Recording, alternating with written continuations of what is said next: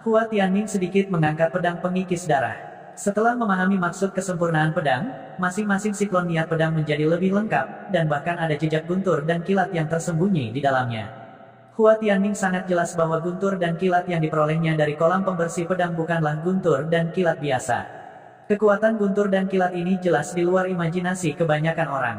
Dengan serangan pedang ini, Luo Zheng pasti akan dikalahkan olehnya. Tepat ketika Hua Tianming penuh percaya diri, pikiran Luo Zheng berkedip, dan Yao Ye, yang terkondensasi dari roh pedang, perlahan muncul di sampingnya. Yao Ye tidak terlihat persis sama dengan manusia. Rambutnya lebih lembut, dan poninya dipangkas di tepi miring, memberinya penampilan yang menyegarkan.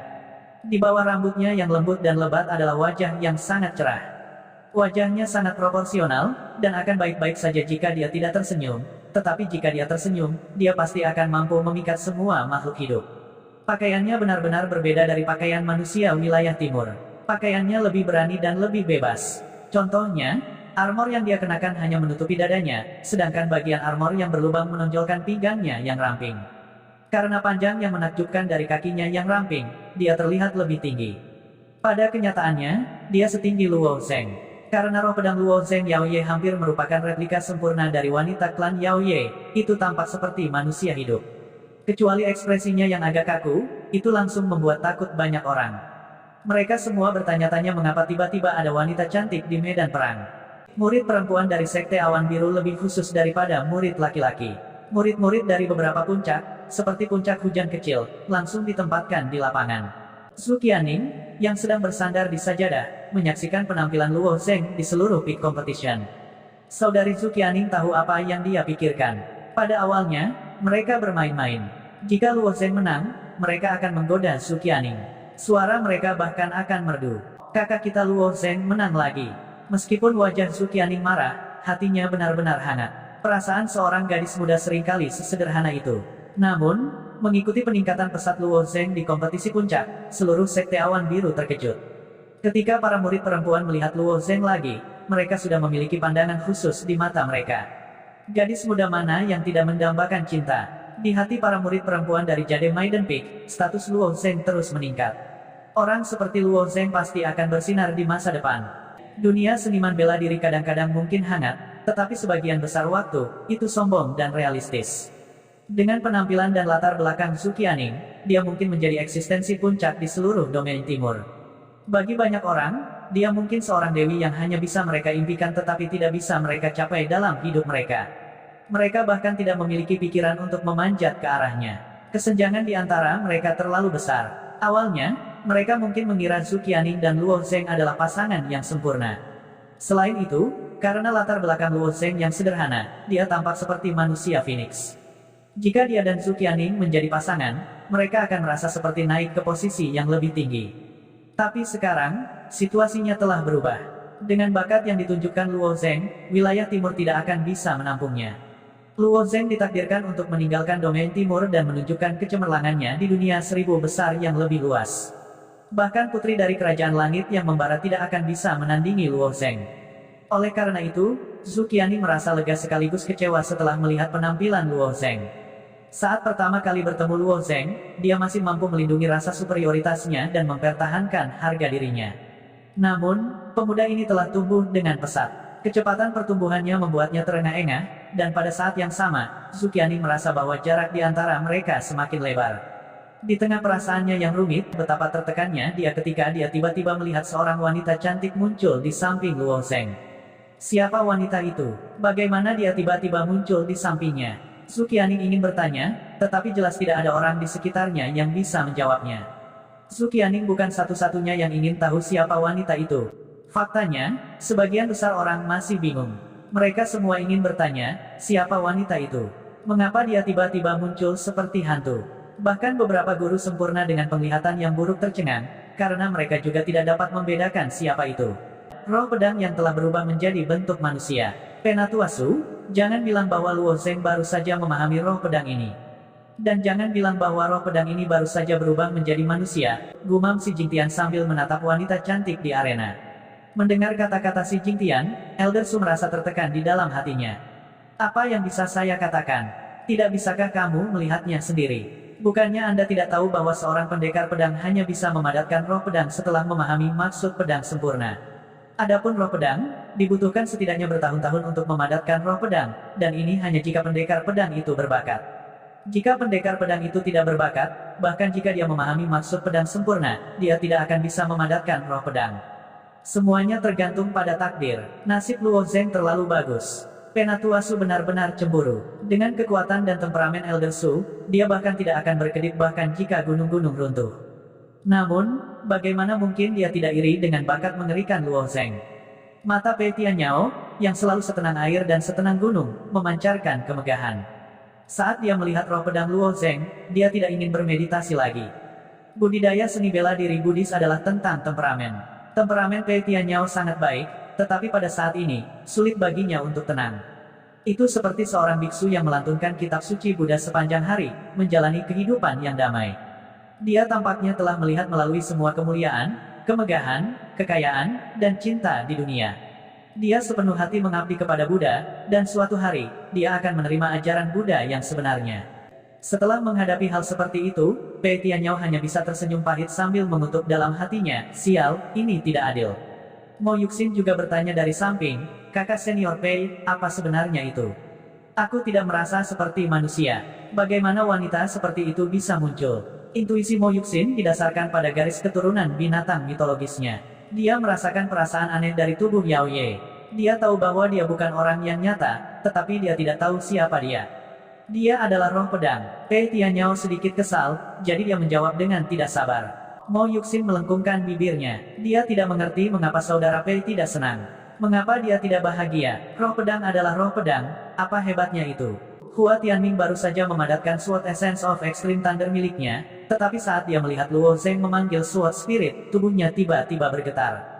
Jika seseorang tidak tahu apa yang sedang terjadi, mereka akan mengira dia tersengat listrik oleh petirnya sendiri. Kemudian, senyum pahit muncul di wajah Hua Tianming. Dia menggelengkan kepalanya dan berkata, saya pikir saya memahami jejak esensi pedang petir ekstrim di kolam pembersih pedang dan mengintegrasikannya dengan esensi pedang saya adalah peluang besar. Bagaimanapun, itu adalah kolam pembersih pedang, yang tidak seorang pun di wilayah timur telah masuk selama ribuan tahun. Kesempatan ini membuatku sangat bahagia dan bangga, tapi aku tidak menyangka. Hua Tianming menarik napas dalam-dalam dan berkata, aku tidak mengharapkanmu untuk secara langsung memadatkan roh pedang, dan bahkan mengubahnya. Hanya ketika Hua Tianming mengatakan ini, murid-murid lain mengerti apa yang dia maksud.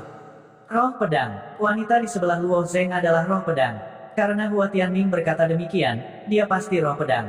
Aku ingat ada catatan tentang roh pedang dalam buku kuno Prinsip Pedang. Setelah memahami esensi pedang lengkap, seseorang bisa mengolah roh pedang. Tapi buku kuno mengatakan bahwa itu akan memakan waktu setidaknya 3 hingga 5 tahun, dan paling banyak puluhan tahun. Beberapa pendekar pedang bahkan memahami inti pedang lengkap, tetapi masih tidak dapat memadatkan roh pedang. Buku kuno milikmu itu palsu. Luo Zheng memahami esensi pedang lengkap kurang dari 4 jam yang lalu, dan dia sudah memiliki roh pedang. Saya tidak tahu. Buku kuno mengatakan demikian. Saya kira, bukan karena buku kuno itu salah, tapi bahwa Luo Zheng secara langsung membalikkan akal sehat yang tercatat dalam buku kuno. Fakta bahwa Luo Zheng telah secara langsung mengubah roh pedang menjadi bentuk manusia mengejutkan bahkan naga Azure di benak Luo Zheng, yang telah hidup selama bertahun-tahun yang tak terhitung jumlahnya. Oleh karena itu, di mata orang-orang di wilayah timur, mustahil bagi seseorang untuk memadatkan roh pedang dan mengubahnya menjadi bentuk manusia dalam waktu 4 jam. Oleh karena itu, tidak dapat dihindari bahwa catatan dalam buku kuno telah dibalik. Kolam pembersih pedang, di mana aku berada sekarang, adalah setengah tanah suci. Saudara Luo Zheng, aku ingin tahu kemana kamu pergi ketika kamu memahami esensi pedang lengkap. Apa yang kamu lihat? Hua Tianming bertanya. Pada saat yang sama, dia menambahkan, jika Anda tidak ingin memberitahu saya, Anda tidak perlu memberitahu saya. Luo Zheng menggelengkan kepalanya. Tidak ada yang disembunyikan. Ada sebuah gunung, tempat yang disebut Gunung Pedang Pembantaian. Gunung Pembantaian Pedang. Murid Hua Tianming menyusut. Kolam pembersih pedang hanya bisa dihitung sebagai setengah tanah suci. Ada banyak tanah suci lainnya di atas kolam pembersih pedang. Dengan ingatan Hua Tianming, dia secara alami mengingat catatan dalam buku kuno. Sword Mountain of Slaughter, Tidal Sword Mound, dan Heaven Sword Stela adalah 3 besar Holy Lands of Sword Doctrine. Jika Hua Tianming bisa memilih, dia akan memilih Heaven Sword Stela yang paling banyak, karena itu yang paling cocok dengan metode budidaya Heaven Sword yang dia kembangkan. Itu juga akan paling membantunya. Namun, Heavensward Stellace sepenuhnya bergantung pada keberuntungan.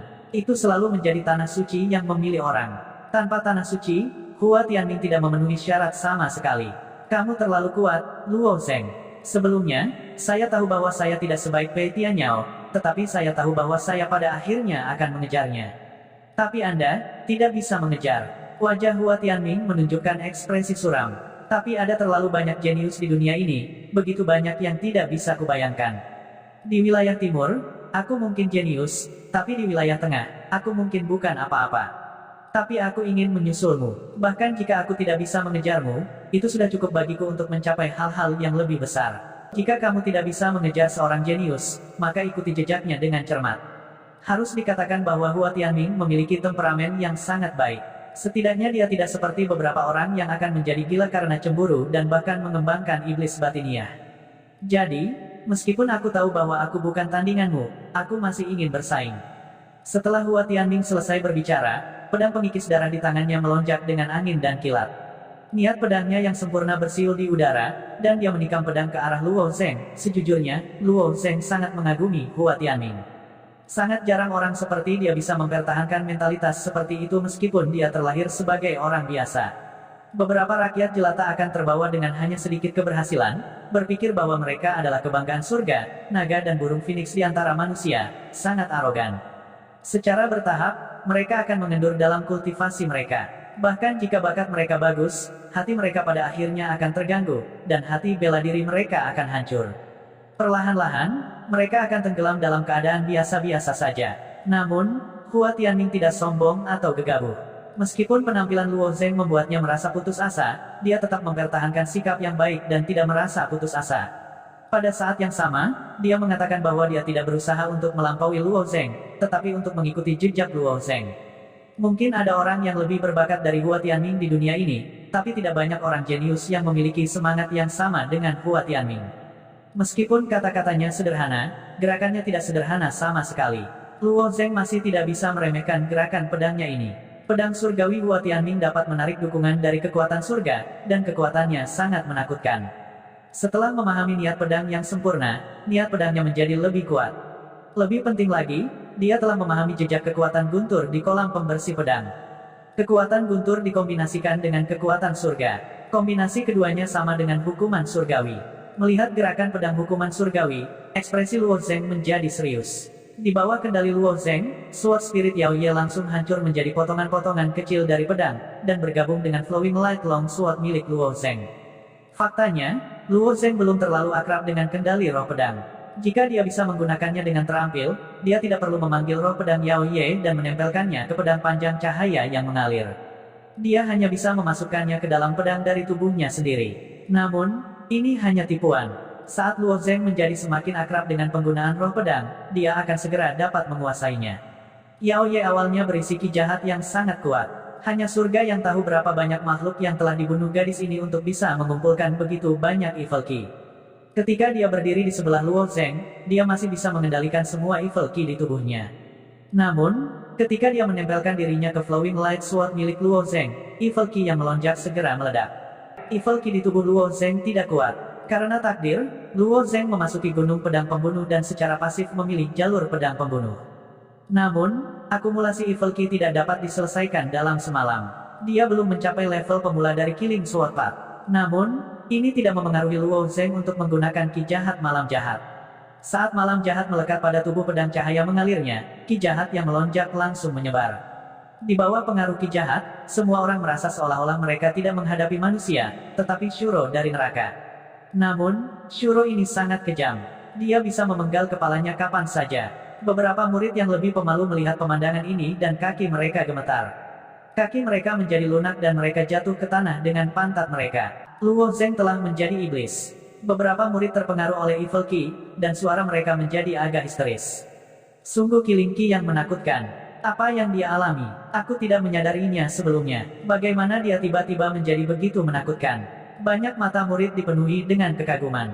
Dua aura menakutkan bertabrakan dalam sekejap. Pedang Hua Tianming melambangkan kekuatan surga. Pada saat ini, dia tampaknya telah berubah menjadi utusan surgawi-surgawi, yang akan menghukum orang-orang berdosa di dunia. Luo Zheng adalah seorang Shuro yang telah menantang surga. jalur pedang pembunuhnya bertekad untuk membunuh semua yang ada di dunia dan membuktikan daunnya dengan membunuh. Dia akan menghancurkan surga dengan membunuh. Saat kedua serangan itu bertabrakan, dua pedang yang kuat tetapi sangat berbeda mulai bertabrakan, menyebabkan suara yang keras. Baut petir, yang tampak seperti kilat surgawi, mengikuti niat pedang dan melesat ke arah Luo Zeng. Namun, ki jahat pada pedang Luo Zeng berubah menjadi sulur panjang, yang bertemu dengan petir. Saat sulur Evil Ki menyentuh petir, mereka dihancurkan oleh petir. Namun, ki jahat tidak ada habisnya. Ketika sulur Evil Ki dihancurkan oleh petir, sulur Evil Ki lainnya melonjak keluar dan terus bergulir kembali. Akhirnya, Evil Ki dikonsumsi, dan momentum pedang Hua Tianming melemah. Baut petir yang melonjak akhirnya dihancurkan oleh Evil Ki. Pedang pembantaian Dao adalah sekte yang tidak masuk akal. Itu kuat, dan Luo Zeng tidak mengembangkan metode kultivasi yang menggunakan Evil Ki. Jika dia telah mengembangkan metode kultivasi yang cocok dengan Evil Ki, kekuatannya mungkin akan 10 kali lebih kuat dari sekarang. Meskipun pedang pembantaian Dao sangat kuat, kelemahannya juga terlihat jelas. Jika Slater Ki terlalu kuat, itu akan menyebabkan iblis dalam dan Evil Ki menjadi bumerang. Namun, karena pikiran Luo Zeng terhubung ke Slater Sword Mountain, masalah ini diselesaikan dengan mudah. Setelah serangan pedangnya dipatahkan, Hua Tianming berhenti dan menikam pedang pemakan darah ke tanah. Sebenarnya, tidak ada pemenang yang jelas di antara keduanya. Namun, bukan karena Hua Tianming tidak ingin bertarung, karena dia tahu bahwa jika dia menggunakan semua kekuatannya, Luo Zeng akan menggunakan semua kekuatannya juga, dan dia akan tetap kalah pada akhirnya. Menggunakan semua kekuatan seseorang mengacu pada pertempuran melawan lawan yang setara dengan kekuatan seseorang. Mungkin seseorang bisa memenangkan pertempuran karena keuntungan kecil itu. Namun, ketika Hua Tianming telah memahami maksud pedang yang sempurna, dia sudah kalah dari Luo Zeng. Setelah dia memahami niat pedang yang sempurna, jarak antara Hua Tianming dan Luo Zeng menjadi lebih besar dan lebih besar. Dalam keadaan seperti ini, tidak ada artinya melawan Luo Zeng.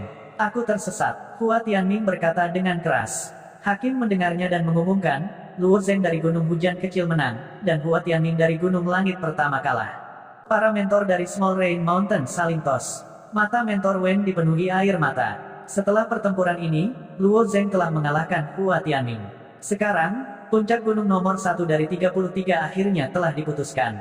Luo Zeng telah mengalahkan Hua Tianming dan menjadi murid nomor 1 dari 33 puncak gunung. Dan karena kekuatan Luo Zeng, Gunung Hujan Kecil juga telah menjadi murid nomor 1 dari 33 puncak gunung. Gunung Hujan Kecil telah melompat dari dasar 33 puncak gunung ke puncak 33 puncak gunung. Ini bisa dianggap sebagai keajaiban. Dan pencipta keajaiban ini adalah Luo Zeng. Pada saat ini, para mentor Gunung Hujan Kecil, serta para murid Gunung Hujan Kecil, merasa bahwa itu agak tidak nyata. Seolah-olah mereka mengalami mimpi yang sangat indah, dan mereka berharap bahwa mereka tidak akan pernah bangun dari mimpi itu. Sekarang, hanya ada satu lawan di depan Luo Zeng, dan itu adalah Pei Tianyao. Sejauh ini, tidak ada yang bisa memaksa Pei Tianyao untuk mengungkapkan kekuatannya yang sebenarnya. Selain Li Yifeng, Pei Tianyao adalah murid nomor 1 dari sekolah bela diri Awan Biru. Kekuatan tersembunyinya sulit untuk diperkirakan. Luo Zeng juga tahu bahwa akan ada pertempuran sengit antara dia dan Pei Tianyao. Sebelum dia memahami maksud pedang yang sempurna, Luo Zeng mungkin tidak terlalu yakin. Tapi setelah dia memahami maksud pedang yang sempurna, dan juga mendapatkan roh pedang Yao Ye, kepercayaan dirinya terus meningkat. Namun, masih sulit bagi Luo Zeng untuk menilai peluangnya untuk menang melawan Pei Tianyao. Lagi pula, dia tidak memiliki referensi untuk mengukur peluangnya. Akan lebih baik jika seseorang yang kuat bertarung melawan Pei Tianyao. Sayangnya, tidak banyak orang yang memenuhi syarat untuk bertarung melawan Pei Tianyao. Xie Yun sangat kuat, tapi dia masih dibunuh oleh Pei Tianyao dalam satu gerakan. Tombak tulang naga banjir Wang Yun telah ditelan oleh Luo Zeng, jadi dia tidak bisa menunjukkan kekuatan terkuatnya. Adapun Mo Yuxin, itu bahkan lebih sulit untuk disebutkan. Gadis itu mungkin akan menggunakan kekuatan penuhnya untuk melawannya, dan bahkan di tubuh Blue Luan miliknya. Jika dia bertarung melawan Pei Tianyao, dia menganggap bahwa dia tidak akan bertarung dengan serius, dan kemungkinan besar akan langsung mengakui kekalahan. Apa yang tidak diharapkan Luo Zeng adalah saat dia menganalisis masalah ini dalam pikirannya, Mo Yuxin akan benar-benar bertarung melawan Pei Tianyao. Dan seperti yang sudah Luo Zeng duga, Mo Yuxin tersenyum dan mengakui kekalahan begitu dia melangkah di atas panggung. Gadis ini, dia hanya akan kejam ketika dia bertemu denganku. Luo Zeng tidak bisa membantu tetapi menggelengkan kepalanya. Rupanya, dewa masih menjaga Luo Zeng. Tapi yang tidak diharapkan Luo Zheng adalah setelah Mo Yuxin mengaku kalah, wasit mengumumkan hasil undian. Pei Tianyao ternyata menjadi pertempuran yang berkelanjutan. Dan pertempuran ini ternyata antara Pei Tianyao dan Hua Tianming. Luo Zheng mengungkapkan senyum di wajahnya. Tidak banyak orang yang bisa memaksa Pei Tianyao menggunakan kekuatan penuhnya, dan Hua Tianming adalah kandidat terbaik. Bagaimanapun, itu sangat menguntungkan bagi Luo Zheng. Saat ini, Luo Zheng hanya memiliki Pei Tianyao sebagai lawannya di Azure Sky Ranking List. Meskipun Li Yifeng masih di Sekte Langit Azure, Li Yifeng masih berkultivasi secara tertutup. Kultivasi tertutup seorang seniman bela diri panjang dan pendek, tetapi di alam Li Yifeng, itu bisa sesingkat 3 bulan, atau selama setahun. Peluangnya untuk berani berpartisipasi dalam kompetisi All Peaks tidak tinggi. Oleh karena itu, Pei Tianyao akan menjadi lawan terakhir Luo Zheng. Jika dia mengalahkan Pei Tianyao, dia akan berdiri di puncak Sekte Langit Azure. Pertempuran antara Hua Tianming dan Pei Tianyao memiliki banyak sorotan. Meskipun Hua Tianming telah kalah dari Luo Zheng dalam pertempuran terakhir, itu tidak berarti bahwa Hua Tianming lemah. Poin kuncinya adalah bahwa dia adalah orang aneh. Di mata orang banyak, Luo Zheng, yang berada di tahap kedua dari ranah Xiantian, telah benar-benar menjadi monster. Dengan kekuatan Hua Tianming yang tak tertandingi dan kekuatan Pei Tianyao yang tak terduga, ada banyak hal yang harus diperhatikan dalam pertempuran ini. Setelah wasit memanggil nama keduanya, Hua Tianming dan Pei Tianyao berjalan ke ring pertarungan pada saat yang bersamaan. Aura Pei Tianyao masih tertahan, dan dia berkata kepada Hua Tianming dengan nada datar, "Aku sudah menunggu pertempuran ini terlalu lama." "Aku juga," Hua Tianming mengangguk. Keduanya telah mengamati satu sama lain terlalu lama, jadi tidak perlu kata-kata.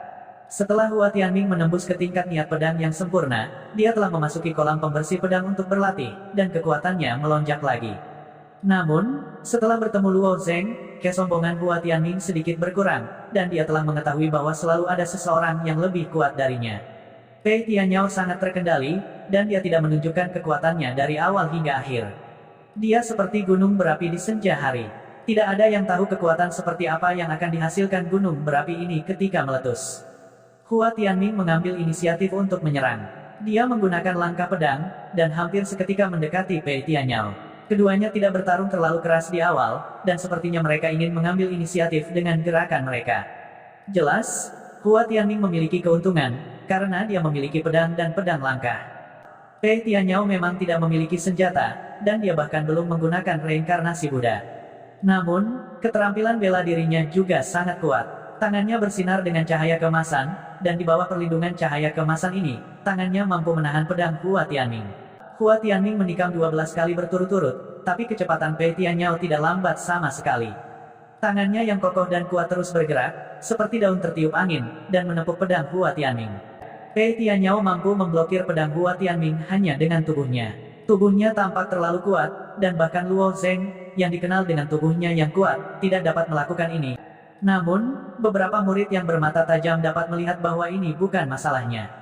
Teknik telapak tangan yang digunakan Pei Tianyao adalah telapak tangan 1000 daun Sekte Buddha. Teknik telapak tangan ini menunjukkan kontrol kekuatan dan kecepatan yang ekstrim. Meskipun tampaknya masing-masing telapak tangannya langsung mengenai pedang Hua Tianming, pada kenyataannya, masing-masing telapak tangannya terampil, dan kekuatannya datang dari samping, sehingga pedang Hua Tianming terlempar.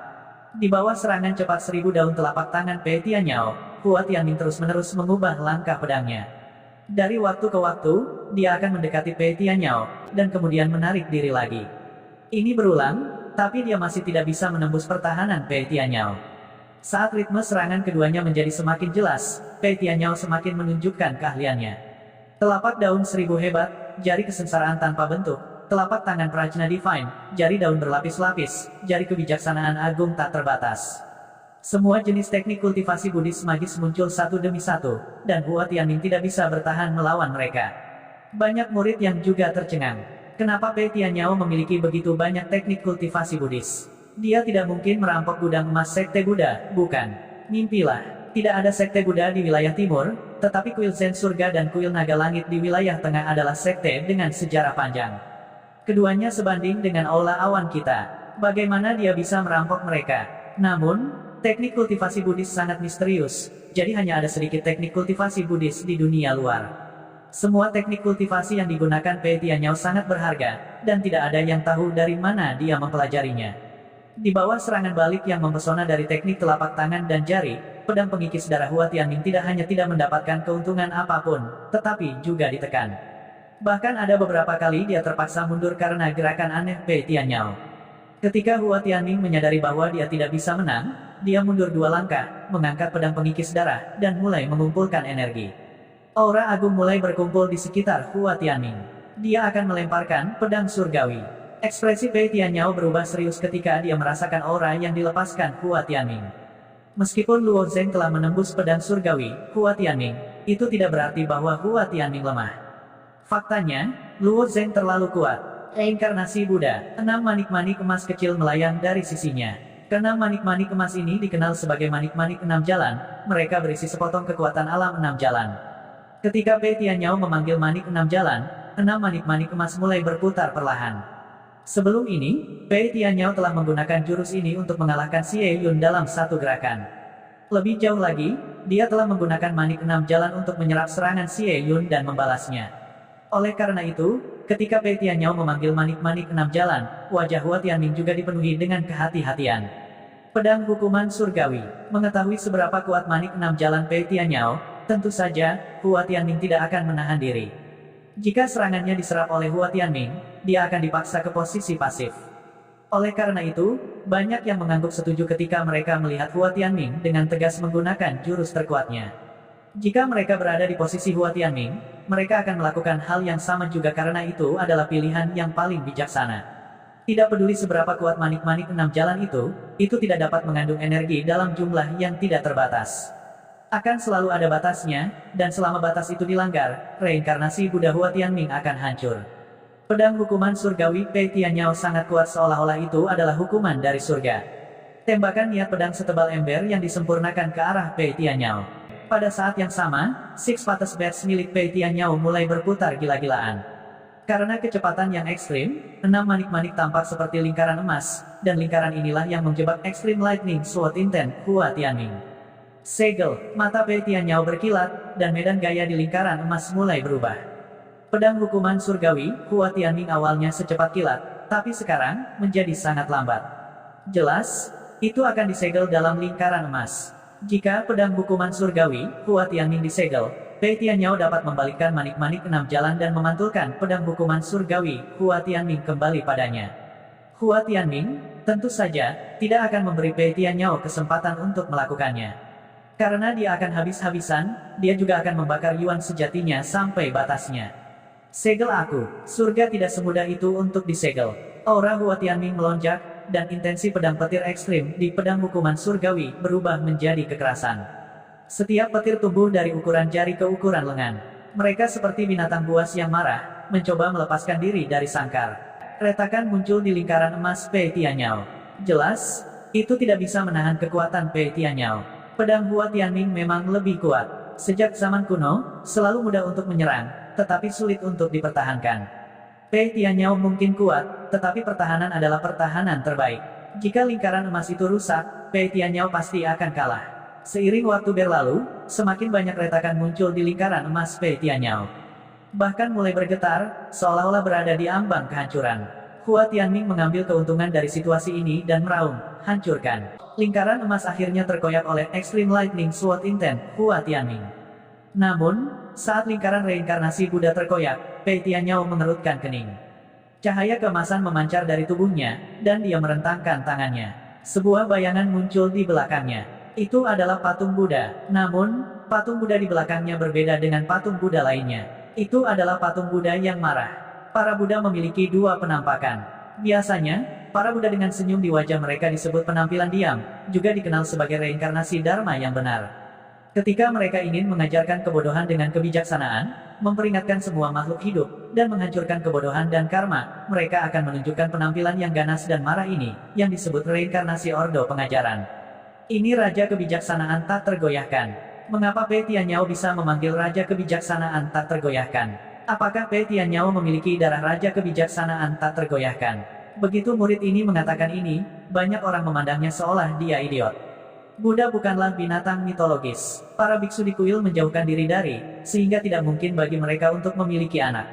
Bagaimana Buddha bisa mewarisi darah Raja Kebijaksanaan tak tergoyahkan? Murid itu juga menyadari bahwa dia telah mengatakan sesuatu yang salah, jadi dia tersipu dan berkata, mungkinkah Pei Tianyao adalah reinkarnasi dari Raja Kebijaksanaan yang tak tergoyahkan?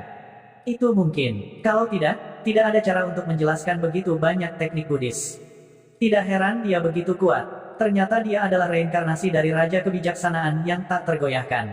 Aku khawatir Hua Tianming tidak bisa mengatasinya. Pei Tianyao tampak acuh tak acuh, tetapi Raja Kebijaksanaan tak tergoyahkan di belakangnya penuh kemarahan.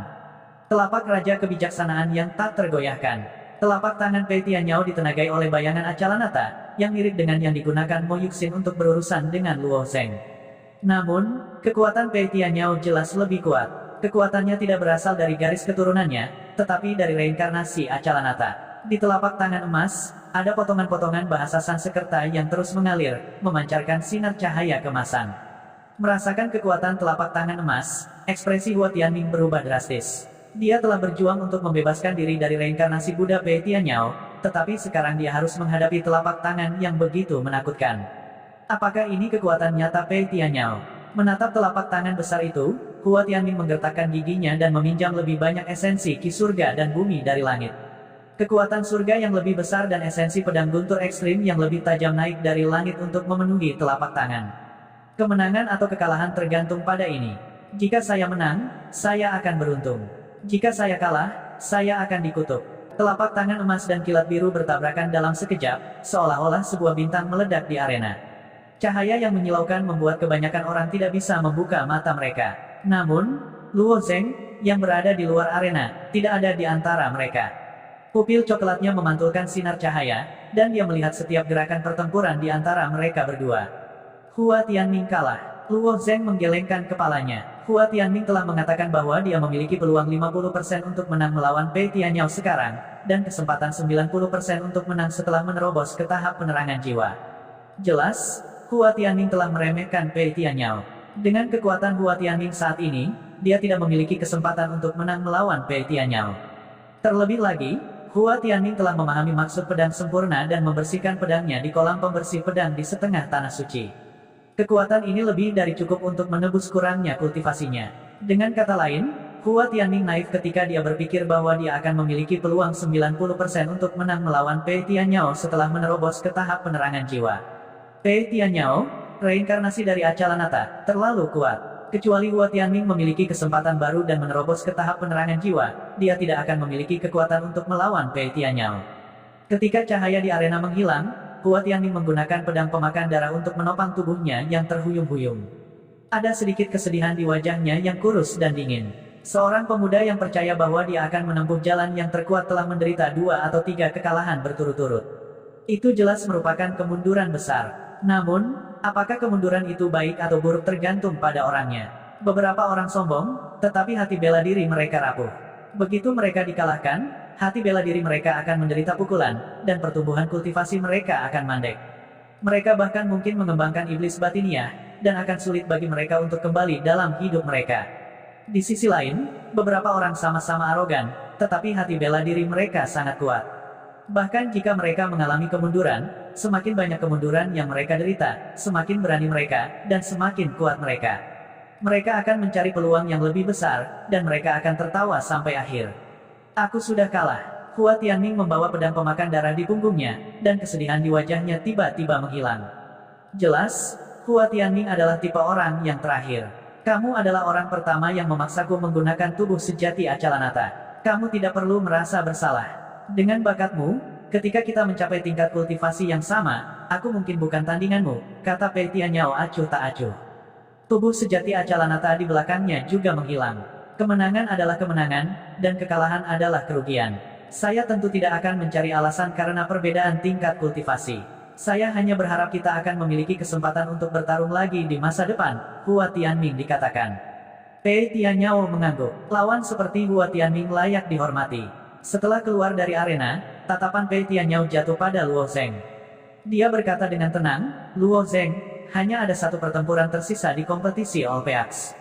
Seharusnya pertempuran antara kamu dan aku. Luo Zheng mengangguk, bertanya-tanya mengapa Pei Tianyao mengatakan hal seperti itu. Tubuh sejati Acalanataku hanya bisa digunakan sekali, dan butuh beberapa hari sebelum aku bisa memanggilnya lagi. Apakah kamu ingin bertarung hari ini, atau dalam 3 hari? Pei Tianyao bertanya. Meskipun tubuh sejati Acalanata sangat kuat, dengan kekuatan Pei Tianyao, dia tidak dapat menggunakannya tanpa batas. Setiap kali dia menggunakannya, dia akan membutuhkan beberapa hari. Pei Tianyao membiarkan Luo Zheng memilih, hari ini atau dalam 3 hari. Jika mereka bertarung lagi hari ini, Pei Tianyao tidak akan bisa menggunakan kekuatan penuhnya. Karena kompetisi semua puncak telah berkembang ke titik ini, baik Luo Zheng dan Pei Tianyao telah kehilangan minat pada peringkat. Tempat pertama kompetisi All Peaks akan mendapatkan pil kekosongan yang jelas. Selain itu, tempat pertama dan ketiga berhak berjalan di Jalan Awan Biru. Bahkan jika Luo Zheng kalah, dengan kekuatan dan bakat yang ditunjukkan Luo Zheng, si Jingtian kemungkinan besar akan puas dengan Clear Emptiness Pill dan alat surgawi. Jika saya tidak dapat bersaing dengan Anda di puncak Anda, saya khawatir hati seni bela diri saya tidak akan mulus, kata Luo Zheng sambil tersenyum. Luo Zheng tidak takut berkelahi. Jika kekuatan Pei Tianyao tidak mencapai puncaknya, bahkan jika Luo Zheng mengalahkannya, pertempuran yang telah lama dia nantikan tidak akan sempurna, dan hatinya tidak akan mulus. Karena itu, Luo Zheng tidak punya alasan untuk memilih bertarung sekarang. Baiklah, aku akan menunggumu dalam 3 hari. Pei Tianyao mengangguk. Setelah beberapa hari bertarung, kompetisi All Peaks telah berakhir untuk saat ini. Faktanya, hasil kompetisi pada dasarnya sudah keluar. Hanya saja tempat pertama dan kedua, Luo Zheng dan Pei Tianyao, belum diputuskan, yang menjadi ketegangan terbesar. Adapun tempat ketiga, Hua Tianming, tempat keempat, Mo Yuxin, dan tempat kelima, Wang Yun. Peringkat ini sudah terdaftar di daftar awan biru. Di antara 33 puncak, puncak Xiaoyu telah menjadi puncak pertama, sementara puncak Tianyi telah jatuh 1 tempat. Adapun 31 puncak lainnya, mereka telah menyesuaikan posisi mereka sendiri. Para murid di luar kompetisi mulai bubar, sementara Luo Zheng langsung berjalan ke platform tinggi, yang merupakan posisi penguasa. Jika sebelumnya, Luo Zheng tidak akan bisa mendekati platform tinggi, dan seseorang akan memarahinya, tidak mengizinkannya mendekat. Tapi sekarang, para guru dan tetua spiritual itu tidak mengatakan apa-apa. Mereka sangat jelas bahwa Luo Zheng telah menjadi orang yang diberikan perhatian khusus oleh si Jingtian. Terlebih lagi, pencapaian masa depan si kecil ini benar-benar tak ternilai, dan akan sangat mudah baginya untuk melampaui para guru spiritual itu. Setelah berdiri di platform tinggi, Luo Zheng menangkupkan tangannya ke arah si Jingtian. Apa masalahnya? Si Jingtian bertanya. Faktanya, dengan pengalaman si Jingtian, bagaimana mungkin dia tidak menebak apa yang dipikirkan Luo Zheng? Pada saat ini, dia pasti mencarinya karena Luo Yan. Saya ingin melihat saudara perempuan saya, kata Luo Zheng. Maksudmu Luo Yan? Si Jingtian bertanya lagi. Luo Zheng mengangguk, saya harap Anda bisa melepaskannya. 1000 tahun, 1 juta poin, dan 2 juta batu kristal kubik, saya akan membayarnya. Wajah si Jingtian mengungkapkan ekspresi aneh. Luo Yan dikurung di gunung api penyucian, dan diumumkan bahwa dia akan dikurung selama 1000 tahun. Ada juga aturan di Sekte Awan Biru bahwa 1000 poin dapat dikecualikan dari waktu 1 tahun. Karena itu, jika dia ingin menyelamatkan Luo Yan, dia membutuhkan 1 juta poin. Menurut aturan pertukaran poin, dia memang membutuhkan 2 juta batu kristal kubik. Si Jingtian penasaran dari mana Luo Zheng mendapatkan batu kristal kubik dalam jumlah besar. Bahkan jika itu adalah 7 keluarga bangsawan, tidak akan mudah bagi mereka untuk mengambil 2 juta batu kristal kubik. Bagaimanapun, keluarga bangsawan semuanya adalah aset tetap, jadi bagaimana mereka bisa memiliki begitu banyak uang. Sementara itu, Luo Zheng hanyalah seorang seniman bela diri yang lahir di keluarga akar rumput. Dengan sumber keuangan keluarga Luo, akan sulit untuk mendapatkan beberapa batu kristal kubik, apalagi beberapa juta. Dari mana kamu mendapatkan begitu banyak batu kristal kubik? Si Jingtian bertanya dengan rasa ingin tahu. Master Sekte, dari mana saya mendapatkan begitu banyak batu kristal kubik tidak penting. Yang penting adalah, dapatkah batu kristal kubik ini benar-benar ditukar dengan kebebasan saudara perempuan saya? Jika bisa, saya secara alami memiliki banyak kristal kubik batu untukmu, kata Luo Zheng. Dengan metode Luo Zheng saat ini, mendapatkan batu kristal kubik terlalu mudah. 50 tetes Heaven's Eye Essence telah dilelang dengan harga setinggi langit 250.000 batu kristal kubik. Dia hanya perlu mencium 100 keping peralatan Swan dan dia akan bisa mendapatkan ratusan dan ribuan tetes esensi tumpahan surga. Meskipun harga esensi tumpahan surga hanya akan semakin rendah seiring berjalannya waktu. Selanjutnya, Luo Zheng akan dapat memperoleh bantuan Sang Wuxian. Dengan kinerja Luo Zheng saat ini, dia akan bisa mendapatkan niat baik dari keluarga Sang. Bahkan meminjam 2 juta batu kristal kubik dari keluarga Sang tidak akan menjadi masalah. Orang harus tahu bahwa keluarga Zhang adalah keluarga terkaya di wilayah timur. 7 keluarga bangsawan semuanya miskin dibandingkan dengan keluarga Zhang. Faktanya, meskipun Xi Jingtian sangat tertutup, dia sangat jelas tentang tata letak wilayah timur. Karena Luo Zheng memiliki kepercayaan diri untuk mengeluarkan 2 juta batu kristal kubik, dia bisa menebak dengan mata tertutup bahwa keluarga Zhang terlibat. Kalau tidak mungkin mengumpulkan 2 juta batu kristal kubik. Dengan bakat dan kekuatan Luo Zheng saat ini, masa depannya tidak terbatas. Itu sepadan dengan investasi keluarga Zhang, pikir Xi Jingtian dalam hati. Namun, pada akhirnya, Xi Jingtian masih menghela nafas panjang. Apakah itu tidak mungkin? Jantung Luo Zheng berdetak kencang. Meskipun dia tampak tenang di permukaan, dia sebenarnya sangat gugup. Dari saat dia melangkah ke Sekte Awan Biru, tujuannya adalah untuk menyelamatkan saudara perempuannya dan membawanya pergi dari gunung api penyucian sesegera mungkin. Jika mungkin, dia tidak ingin Luo Yan tinggal di sana bahkan untuk sesaat. Karena itu, dia telah bekerja keras untuk 1 juta poin ini. Bahkan jika dia harus menghabiskan poin untuk berlatih, dia hanya akan berinvestasi pada dirinya sendiri ketika dia yakin dia bisa mendapatkan lebih banyak poin. Tetapi, ya, bahkan jika kamu membayar 2 juta batu kristal persegi, yang merupakan 1 juta poin, tidak mungkin untuk membawanya pergi. Xi Jingtian menggelengkan kepalanya. Mengapa? Luo Zheng menggertakkan giginya, detak jantungnya tiba-tiba bertambah cepat, dan matanya langsung memerah. Bagaimana mungkin Luo Zheng tidak marah? Seni bela diri adalah jalannya yang paling penting, dan Luo Yan adalah anggota keluarganya yang paling penting. Dia telah bekerja sangat keras untuk langkah ini, tetapi mimpi ini seperti gelembung sabun yang samar-samar terlihat. Sebelum dia bahkan bisa mendekatinya, itu tiba-tiba meledak. Bagaimana Luo Zheng bisa menerima ini? Melihat ekspresi marah Luo Zheng, Xi Jingtian tersenyum tipis. Kamu tidak perlu marah. Ada alasan mengapa Luo Yan dikurung di gunung api penyucian. Karena kamu, sebagai kakaknya, dapat melakukan ini. Aku hanya bisa mengatakannya. Kamu alasannya. Beritahu saya. Luo Zheng mengangkat alisnya dan menatap Xi Jingtian. Bahkan jika Xi Jingtian adalah seorang ahli super yang bisa menghancurkannya dengan 1 pukulan, Luo Zheng tidak menunjukkan sedikit pun kelemahan. Luo Yan adalah murid paling menonjol dari Sekte Awan Biru kami. Tidak banyak murid perempuan di Sekte Awan Biru, dan puncak Jade Maiden belum populer selama ratusan tahun. Seperti yang Anda lihat, murid paling menonjol tahun ini, Kuan Xiaoyan, juga berhenti di kompetisi samsara lebih awal dan tidak mencapai hasil yang sangat baik, kata Xi Jingtian perlahan, tapi Luo Yan berbeda.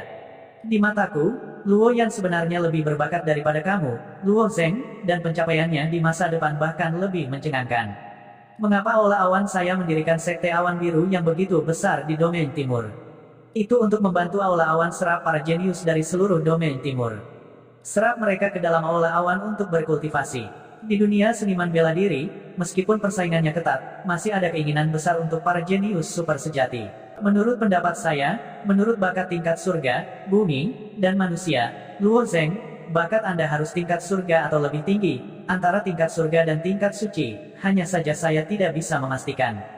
Sementara itu, Luo Yan sepenuhnya memiliki bakat tingkat suci.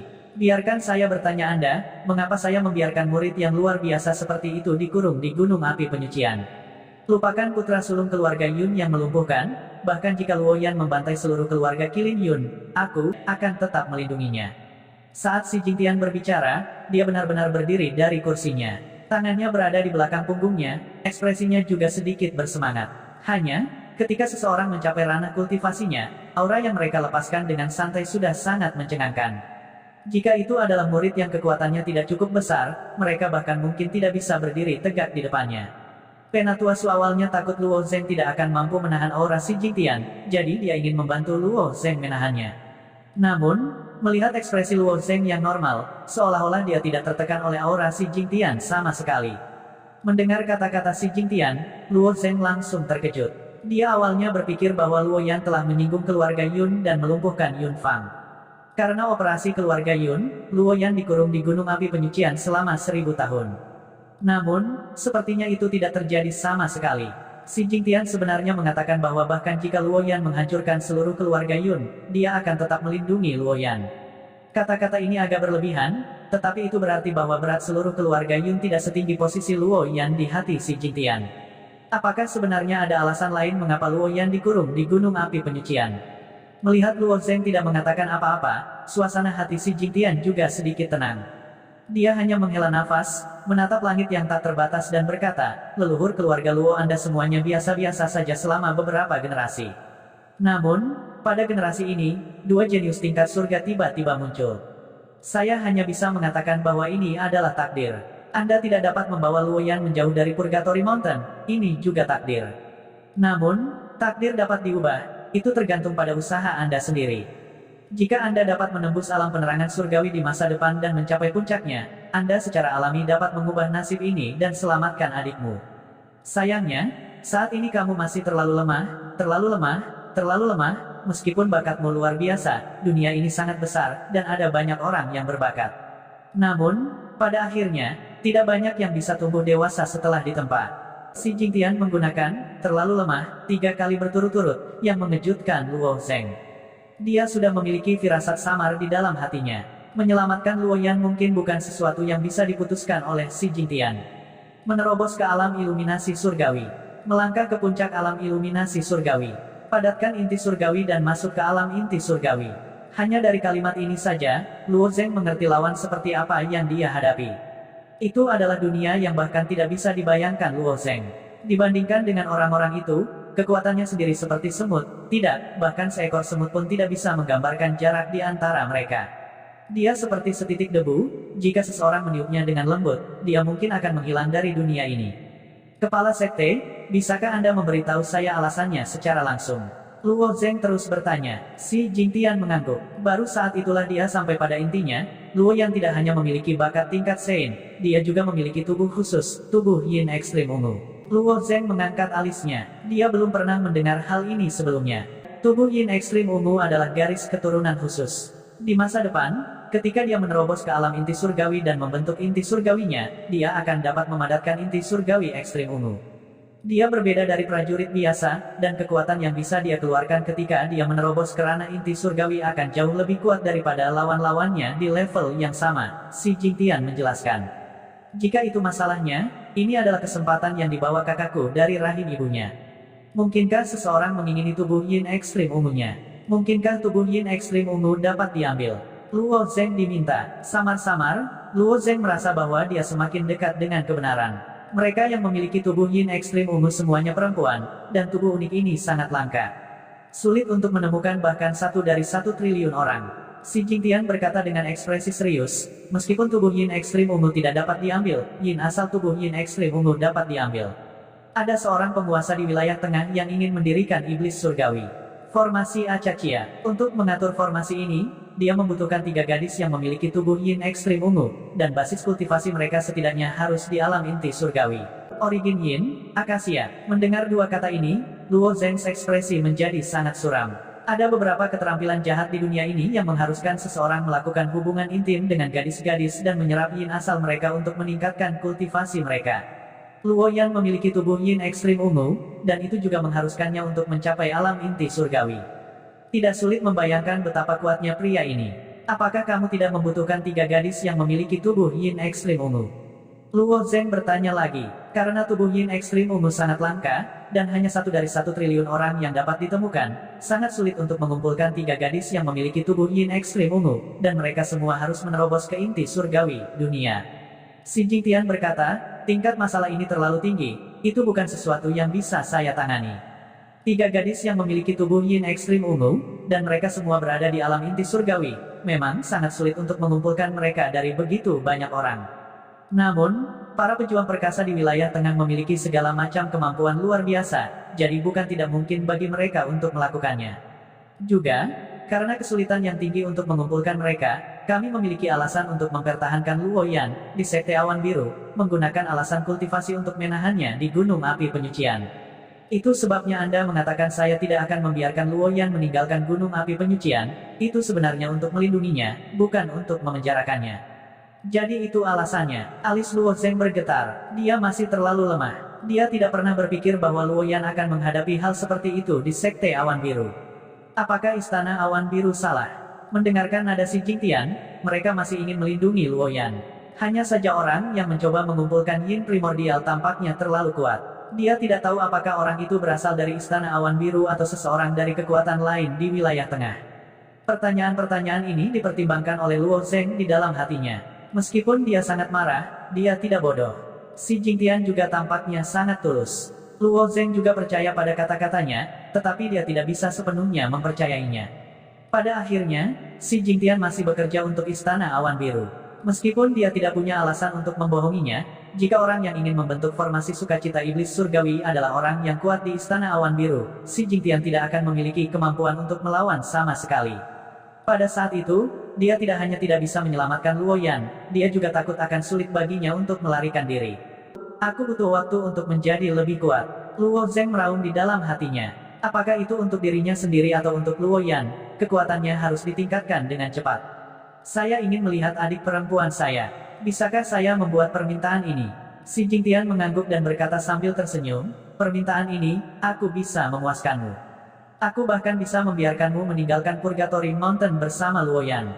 Namun, itu tidak bisa terlalu lama, karena orang itu telah mengirim orang ke Blue Cloud Sekte beberapa kali untuk memintanya. Kami telah menggunakan kultivasi terpencil Luo Yan sebagai alasan untuk menghentikan mereka kembali. Jika masalah Luo Yan memasuki dan meninggalkan gunung api penyucian sesuka hati menyebar, saya khawatir akan sulit untuk menjelaskannya. Aku mengerti, aku ingin melihat Luo Yan sekarang. Luo Zeng berkata dengan tenang. Setelah perjuangan psikologis yang intens barusan, dia sudah dengan cepat menahan suasana hatinya yang bersemangat. Karena Luo Yan mengalami masalah seperti ini, hati Luo Zeng tidak bisa kacau. Dia harus menemukan cara untuk menyelesaikan masalah ini. Elder Su, bawa Luo Zeng ke Purgatory Mountain, perintah si Jingtian. Setelah Tetua Su mendengar perintah itu, dia melambaikan tangannya, dan daun hijau zamrud seluas 5 kaki persegi muncul di bawah kakinya. Luo Zeng, berdiri di sini dan ikuti aku ke gunung api penyucian.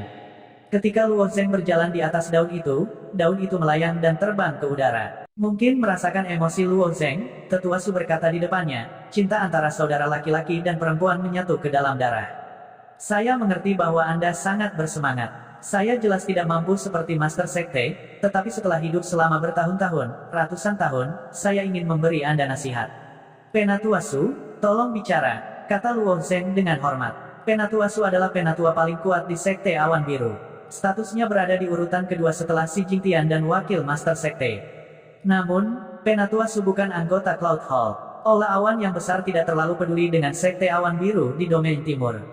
Secara historis, mereka hanya akan menunjuk 1 atau 2 orang dari Aula Awan untuk mengelola Sekte Awan Biru. Misalnya, Master Sekte dan Wakil Master Sekte keduanya dari Aula Awan. Jika Anda berhasil lulus ujian Blue Cloud Road, Anda juga dapat memperoleh apresiasi dari Cloud Hall. Jika Anda benar-benar dapat tumbuh dewasa, saya khawatir di masa depan, pencapaian Anda akan berada di luar jangkauan saya. Namun, ada satu hal yang harus Anda perjelas. Ketika Anda tidak benar-benar kuat, Anda hanya bisa menahannya.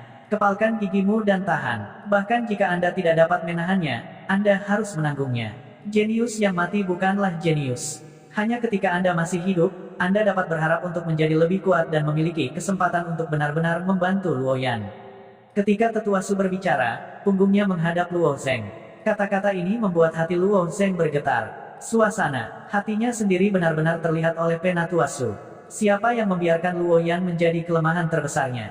Baru saja, ketika si Jingtian mengatakan itu, dia sangat bersemangat sehingga dia tidak bisa mengendalikan dirinya sendiri. Di depan si Jingtian, dia bahkan tidak bisa mempertahankan rasa kesopanan.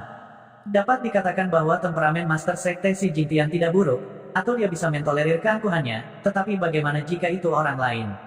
Bagaimana jika itu adalah orang yang ingin membentuk formasi penyatuan iblis surgawi dan mengambil yin primordial Luo Yan? Dengan kekuatan pihak lain, dia bisa membunuhnya dengan napas. Jika dia bertarung dengannya, dia hanya akan mati sia-sia. Aku akan mengingatnya, Penatua Su, terima kasih telah mengingatkanku. Luo Zeng mengangguk tanpa suara.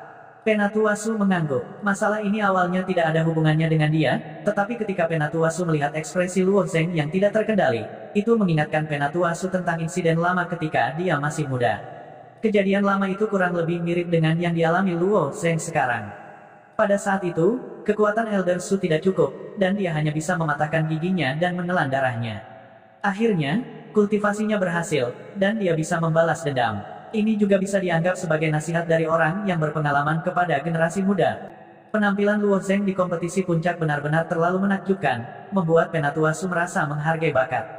Jenis prospek masa depan teman kecil ini benar-benar tidak terbatas. Jika dia benar-benar terburu-buru menuju kematiannya karena masalah ini, itu akan sangat disayangkan.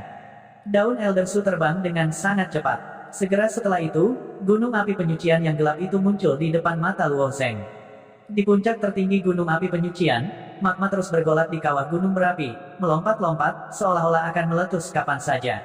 Dari waktu ke waktu, asap hitam membumbung tinggi, pada saat yang sama mengeluarkan bau belerang yang kuat. Seorang wanita muda berpakaian hijau duduk tegak di peron, saat ini menutup matanya dalam meditasi.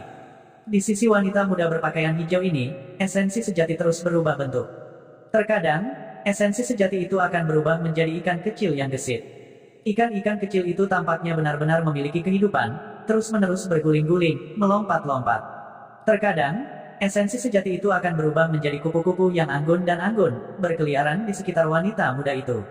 Untuk dapat mengendalikan manifestasi esensi sejati sampai tingkat ini, mungkin bahkan kepala keluarga Mo Xiuyan, tidak memiliki kemampuan ini.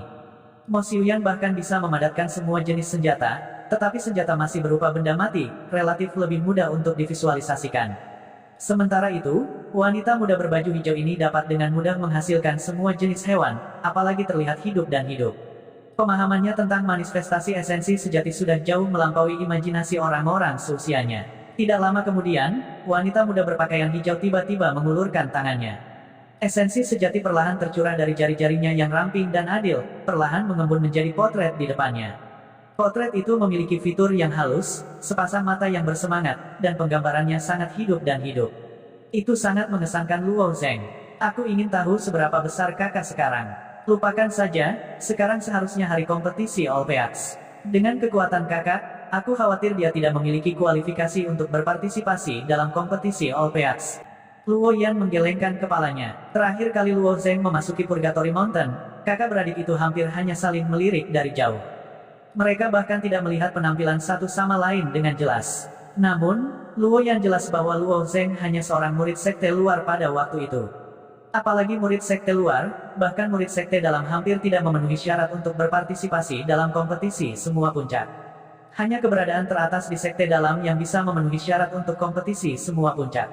Meskipun bakat kakaknya tidak buruk, dia diperkirakan agak jauh dari puncak sekte dalam. Namun, jika dia berada di puncak peringkat yang lebih rendah seperti puncak gerimis, ada sedikit kemungkinan, tetapi tidak ada kebetulan seperti itu. Memikirkan hal ini, Luo Yan menatap wajah Luo Zeng di tangannya dan tersenyum. Dia tersenyum sangat bahagia. Pada saat ini, dia tiba-tiba merasakan jejak esensi sejati di kejauhan. Di bawah persepsi tajam gadis itu, begitu dia melihat ke atas, dia melihat Penatua Su menginjak daun, dengan cepat mendekatinya. Siapa itu? Mata Luo Yan melebar, menatap ke kejauhan. Dari keraguan awal, secara bertahap berubah menjadi kejutan, dan kemudian mengungkapkan kejutan. Luo Yan hampir tidak bisa mempercayai matanya. Saat Penatua Su dengan mantap mendarat di peron, Luo Zeng berjalan turun dari dedaunan dan menatap saudara perempuannya dengan linglung. Baik saudara laki-laki dan perempuan berada dalam keadaan linglung. Orang-orang seperti ini, terkadang menantikan sesuatu untuk waktu yang lama. Jika hal ini benar-benar terjadi, seringkali sulit untuk percaya, atau tidak berani mempercayainya. Penatua Su berdiri di samping dan tidak berbicara. Meskipun dia telah hidup selama ratusan tahun dan telah melihat terlalu banyak kematian, dia masih merasa bersyukur melihat pemandangan ini. Dunia seniman bela diri itu kejam, tetapi mengandung jejak cinta keluarga yang masih akan membuat orang merasa hangat. Saudara laki-laki, setelah Luo Yan tiba-tiba bangkit dari peron, dia bergegas menuju Luo Zeng, dan hampir tanpa berpikir, dia melemparkan dirinya ke pelukan Luo Zeng. Dia benar-benar lupa bahwa dia sudah menjadi gadis berusia 16 tahun.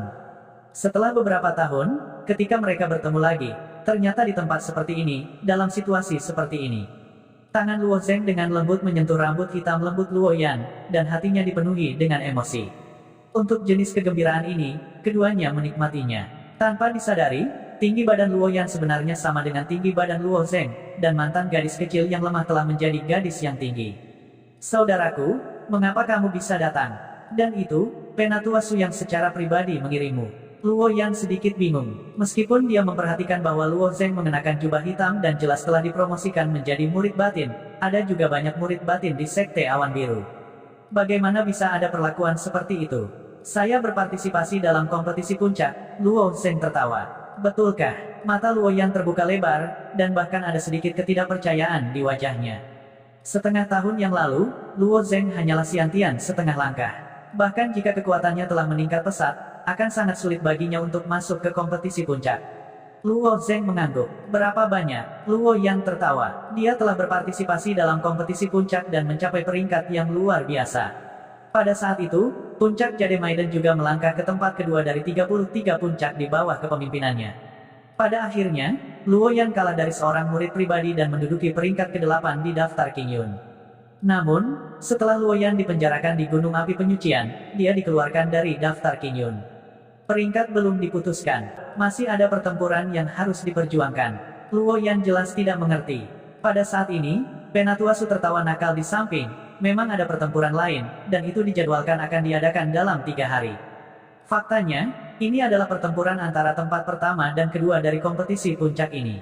Luo Yan menutup mulutnya dengan tangannya, dan mata coklatnya yang besar menunjukkan ekspresi tidak percaya. Pertempuran antara tempat pertama dan kedua dari kompetisi puncak. Ya, Luo Zheng berkata dengan senyum tipis. Luo Yan tidak percaya sama sekali. Namun, Luo Yan sangat jelas tentang status Elder Su. Dia pasti tidak akan berbicara sembarangan dengan Luo Zheng untuk menipunya. Terlebih lagi, hari ini, Penatua Su yang secara pribadi mengirimnya ke Gunung Api Penyucian untuk menemuinya. Jika bukan karena penampilan luar biasa Luo Zheng di kompetisi puncak, bagaimana dia bisa mendapatkan perlakuan seperti ini? Luo Yan meludahkan beberapa tapi berturut-turut. Ekspresi wajah kecil yang terkejut itu sangat imut. Setelah sok, Luo Yan menjulurkan lidahnya dan berkata sambil tersenyum, "Aku tahu itu, kakak adalah yang terbaik." Pada akhirnya, dia berbeda dari orang luar. Jika itu orang lain, mereka mungkin akan terkejut untuk waktu yang lama. Bahkan jika Luo Yan merasa itu tak terbayangkan. Bukannya dia tidak terkejut, tetapi dia merasa itu adalah hal yang biasa. Di mata gadis ini, kakaknya tidak terkalahkan sejak dia masih kecil. "Kakak, bagaimana kabar ayahku?" Luo Yan bertanya. Mendengar pertanyaan Luo Yan, wajah Luo Zheng langsung menjadi dingin. Dia masih tidak tahu bahwa ayahnya telah meninggal. Bagaimana cara memberitahu Luo Yan? Hal semacam ini tidak bisa disembunyikan sama sekali. Dia akan tahu cepat atau lambat. Setelah ragu-ragu sejenak, Luo Zheng berkata, "Ayah dibunuh oleh paman kedua dan paman ketiga." "Apa?" Luo Yan terkejut dan wajahnya menunjukkan ekspresi yang luar biasa. "Luo Bingguan, Luo Junyi, dua binatang buas, untuk mencari posisi patriark, bergabung untuk merencanakan melawan ayah kita," kata Luo Zheng dingin. The True Essence mengambang di sekitar Luo Yan tiba-tiba berubah menjadi paku yang tak terhitung jumlahnya. Dia adalah tubuh Yin Ungu. True Essence di tubuhnya jauh lebih kaya daripada True Essence dengan level yang sama, dan kecepatan menyerap True Essence juga sangat luar biasa.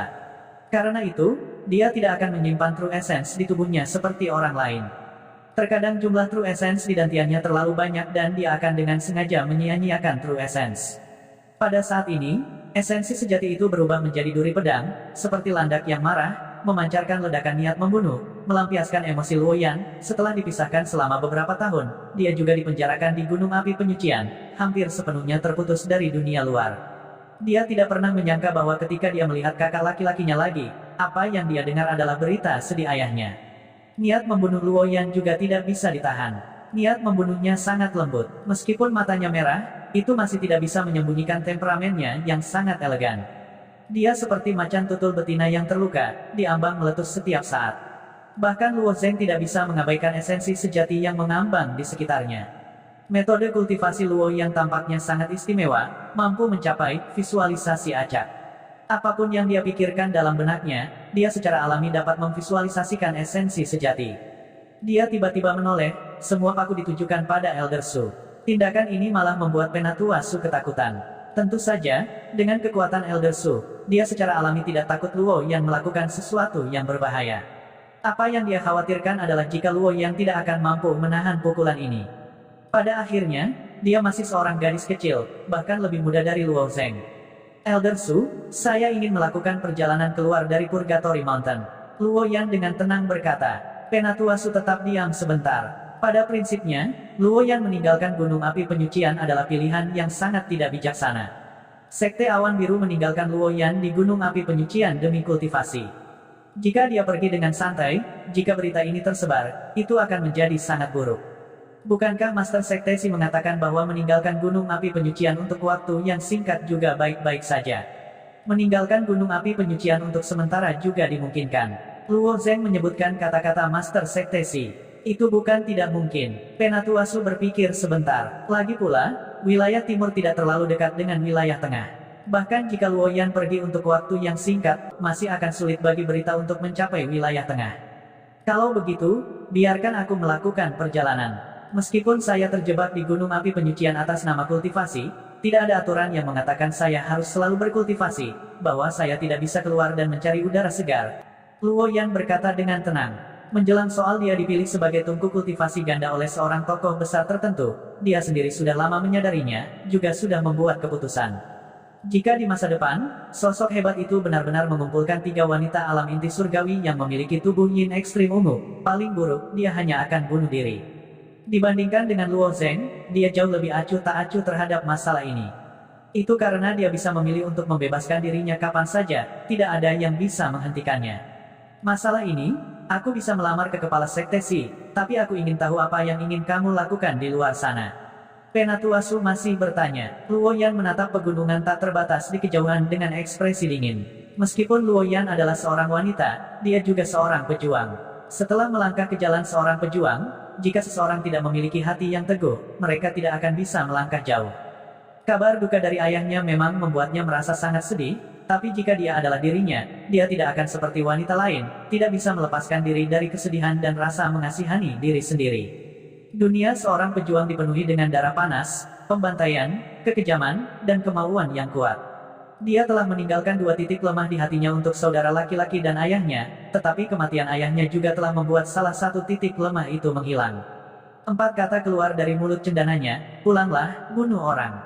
Sederhana dan kuat, penuh dengan niat membunuh. Mendengar kata-kata Luo Yan, Elder Su mengangguk. Dia mengerti reaksi Luo Yan. Bagaimana mungkin dia tidak membalas kematian ayahnya? Penatua Su mengalihkan pandangannya ke Luo Zheng. Penatua Su tidak peduli dengan urusan keluarga-keluarga Luo, tetapi dia tahu sedikit. Luo Zheng adalah saudara Luo Yan. Hal semacam ini harus diputuskan olehnya. Luo Zheng menghela nafas. Hal seperti ini harus diakhiri. Setelah keluar begitu lama, saatnya pulang, tapi aku harus menunggu pertarungan terakhirku dengan Pei Tianyao. Ya, aku ingin melihat pertempuran ini. Aku ingin melihat apakah kakak berbohong. Apakah dia benar-benar kuat? Luo Yan mengedipkan matanya dan berkata. Penatua Su tersenyum dan berkata, kamu gadis kecil, saya adalah penatua yang bermartabat. Apakah saya perlu berbohong kepada Anda tentang hal semacam ini? Mungkin. Luo Yan memilah suasana hatinya dan tersenyum. Wajahnya tampak digosok menjadi lapisan kecemerlangan lembut. Itu sangat indah sehingga membuat orang terpesona. Meskipun Luo Yan percaya pada kata-kata Luo Zheng, tetapi dengan kekuatan penyempurnaan tubuh tingkat kedua, untuk bersaing memperebutkan tempat pertama di kompetisi puncak. Dia benar-benar ingin melihatnya dengan matanya sendiri. Selama 3 hari terakhir, Luo Zheng telah berkultivasi di ruang rahasia, mencerna semua hal yang dia pelajari di kompetisi puncak. Hal terpenting bagi seorang seniman bela diri bukan hanya bakat, tetapi juga fondasi.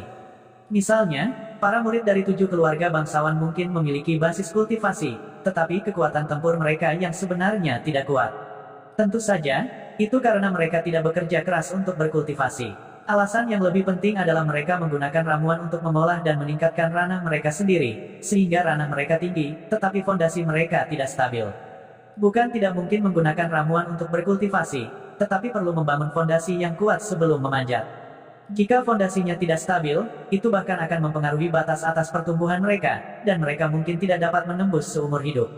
Beberapa seniman bela diri berbakat tidak hanya tidak terburu-buru untuk meningkatkan ranah mereka sendiri, tetapi akan menekan ranah mereka sendiri sampai mereka tidak bisa lagi menekannya, lalu biarkan ranah mereka sendiri secara alami menerobos. Kemajuan ranah Luo Zheng diakui sangat lambat, dan sebagian besar alasannya adalah karena dia tidak pernah menggunakan ramuan untuk mempromosikan wilayahnya, jadi sampai sekarang, dia hanya berada di tahap kedua Xiantian, jadi kultivasinya jauh lebih stabil dan solid dari seniman bela diri lainnya.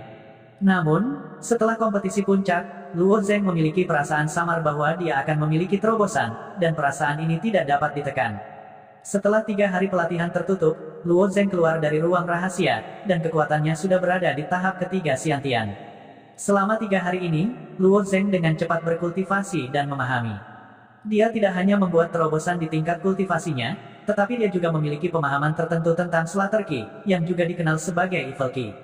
Setelah membangun koneksi dengan Gunung Pedang Pembantaian, Luo Zeng fokus mempelajari akar Evil Qi, dan dia menemukan bahwa Evil Qi sebenarnya adalah energi yang sangat aneh. Pada hari-hari awal, Luo Zeng merasa bahwa Qi jahat adalah semacam kekuatan penghancur. Bagaimanapun, membunuh dan membantai makhluk hidup lain sebenarnya adalah bencana yang merusak bagi makhluk itu.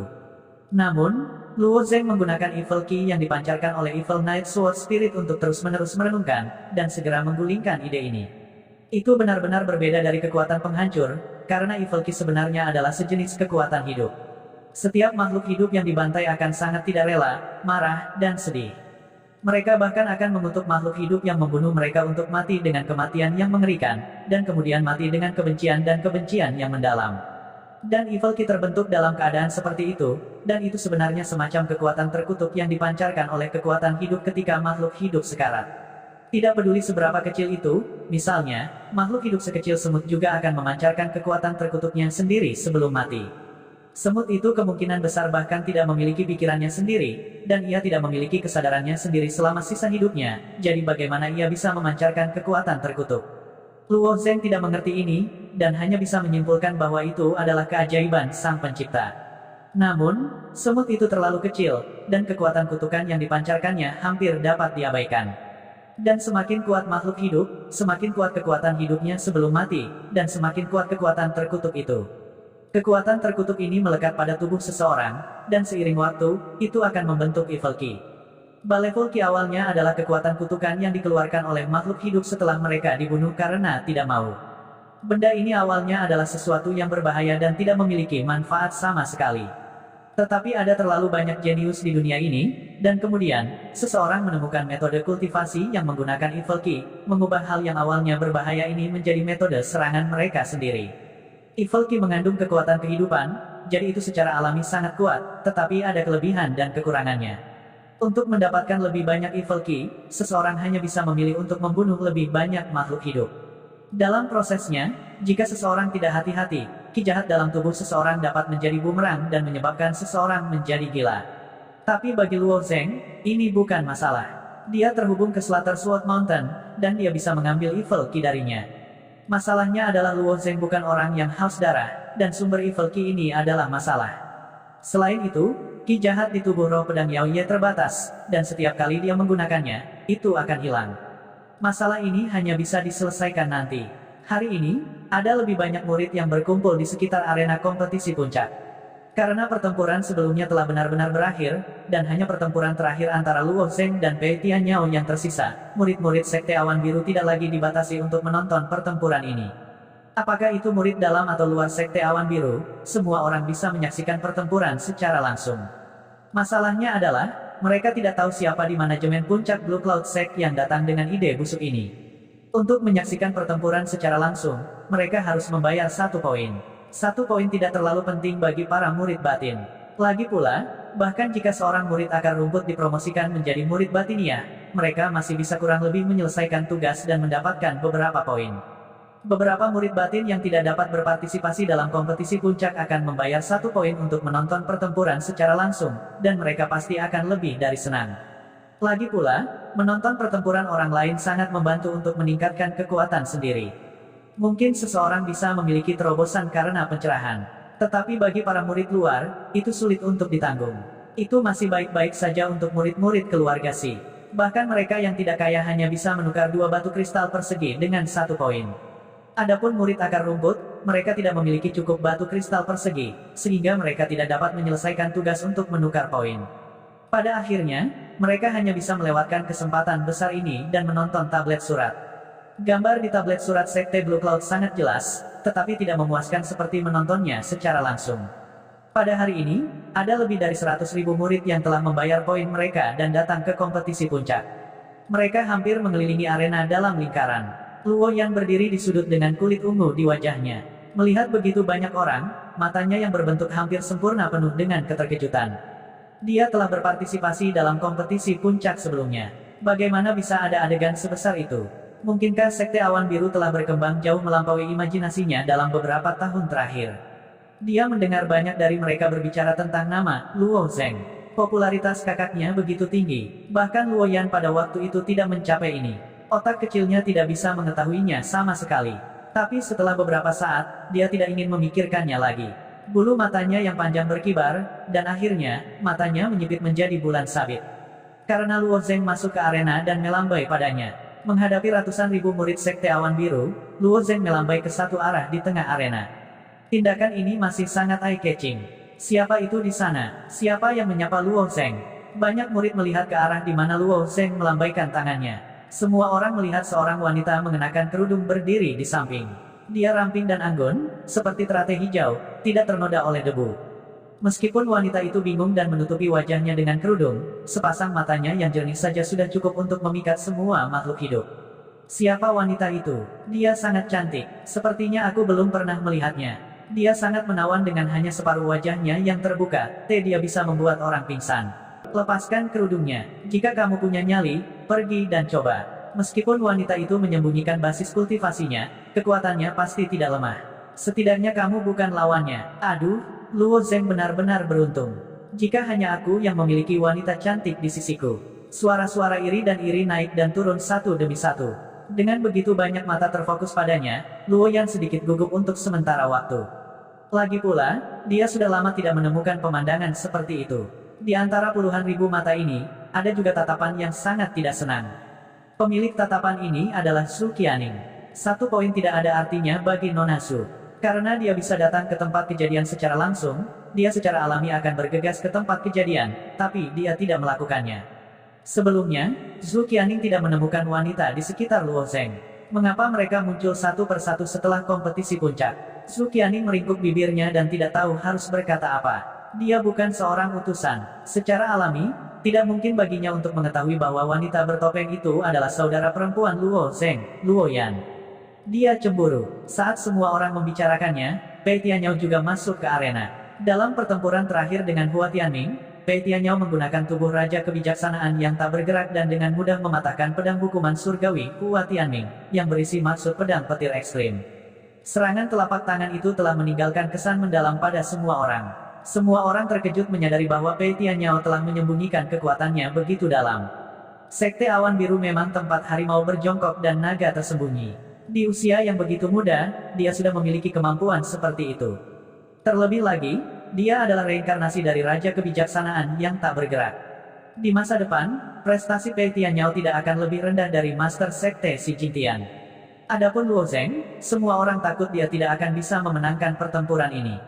Meskipun Luo Zeng juga telah mengalahkan Hua Tianming, yang telah memahami maksud pedang petir ekstrim, dan juga memiliki roh pedang. Tapi tidak peduli seberapa kuat dia, bagaimana dia bisa lebih kuat dari reinkarnasi dari Raja Kebijaksanaan yang tak bergerak, Pei Tianyao. Misteri agama Buddha sangat luas dan mendalam. Luo Zeng mungkin berbakat, tetapi apakah itu ranah atau kekuatan absolut yang dia tunjukkan, dia tidak bisa dibandingkan dengan Pei Tianyao. Mengapa saya merasa bahwa Luo Zeng mungkin menang? Seorang murid berkata, memang, kekuatan yang ditunjukkan Luo Zeng dalam pertempuran dengan Hua Tianming tidak kuat, tetapi apakah kamu lupa?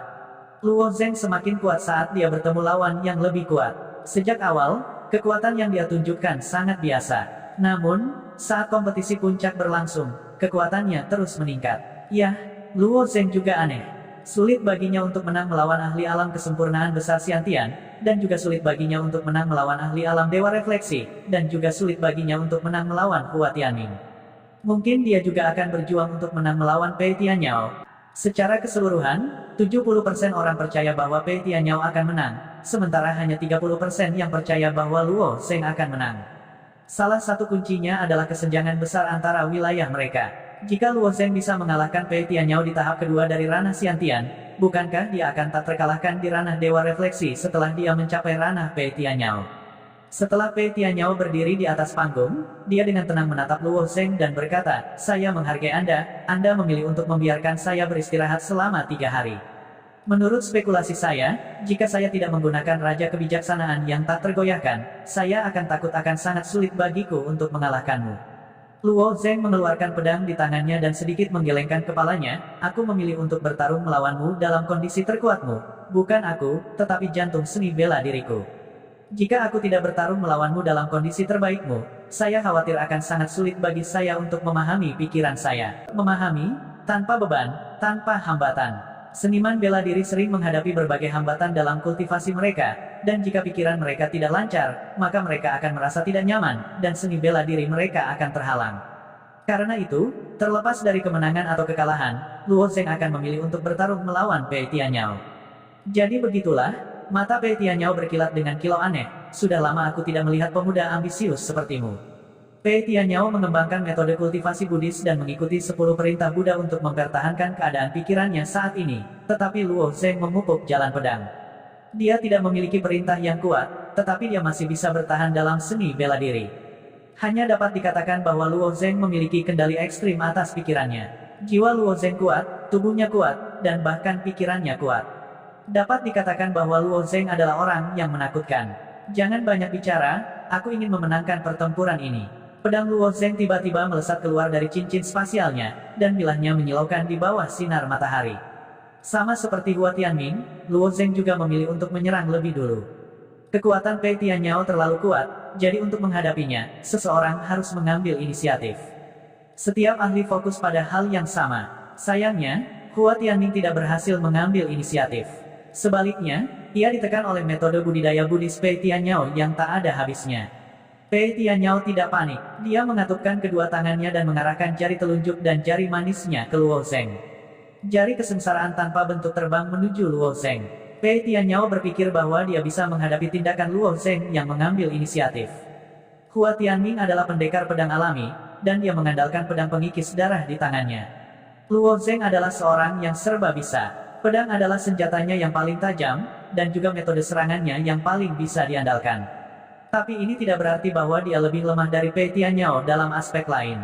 Kekuatan jari bencana tanpa bentuk menyapu embusan angin kencang dan menangkis pedang Luo Zheng.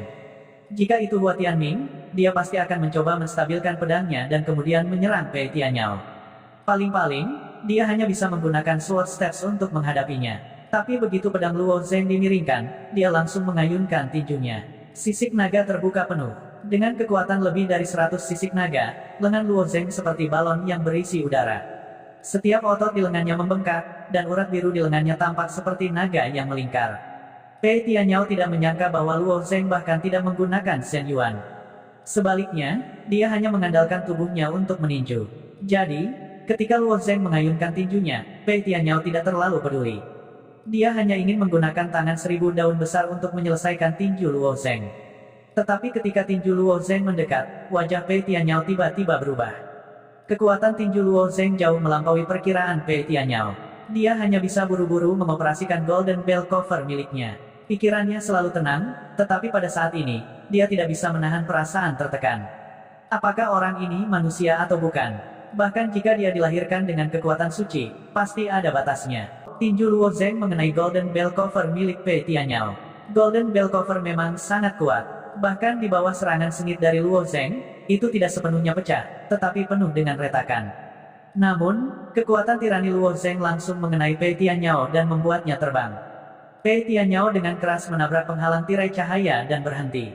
Para tetua sekte awan biru telah lama menduga bahwa pertempuran antara Luo Zheng dan Pei Tianyao akan sangat kuat.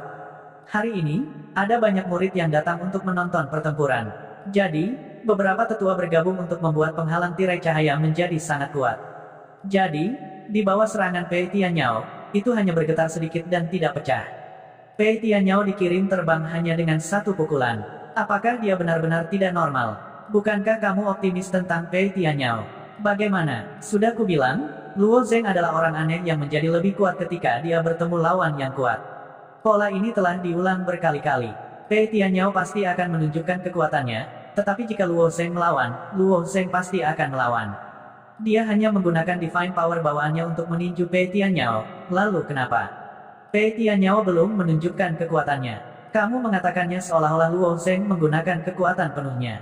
Luo Zheng bahkan tidak menggunakan esensi aslinya. Kerumunan mulai membahas mereka berdua lagi.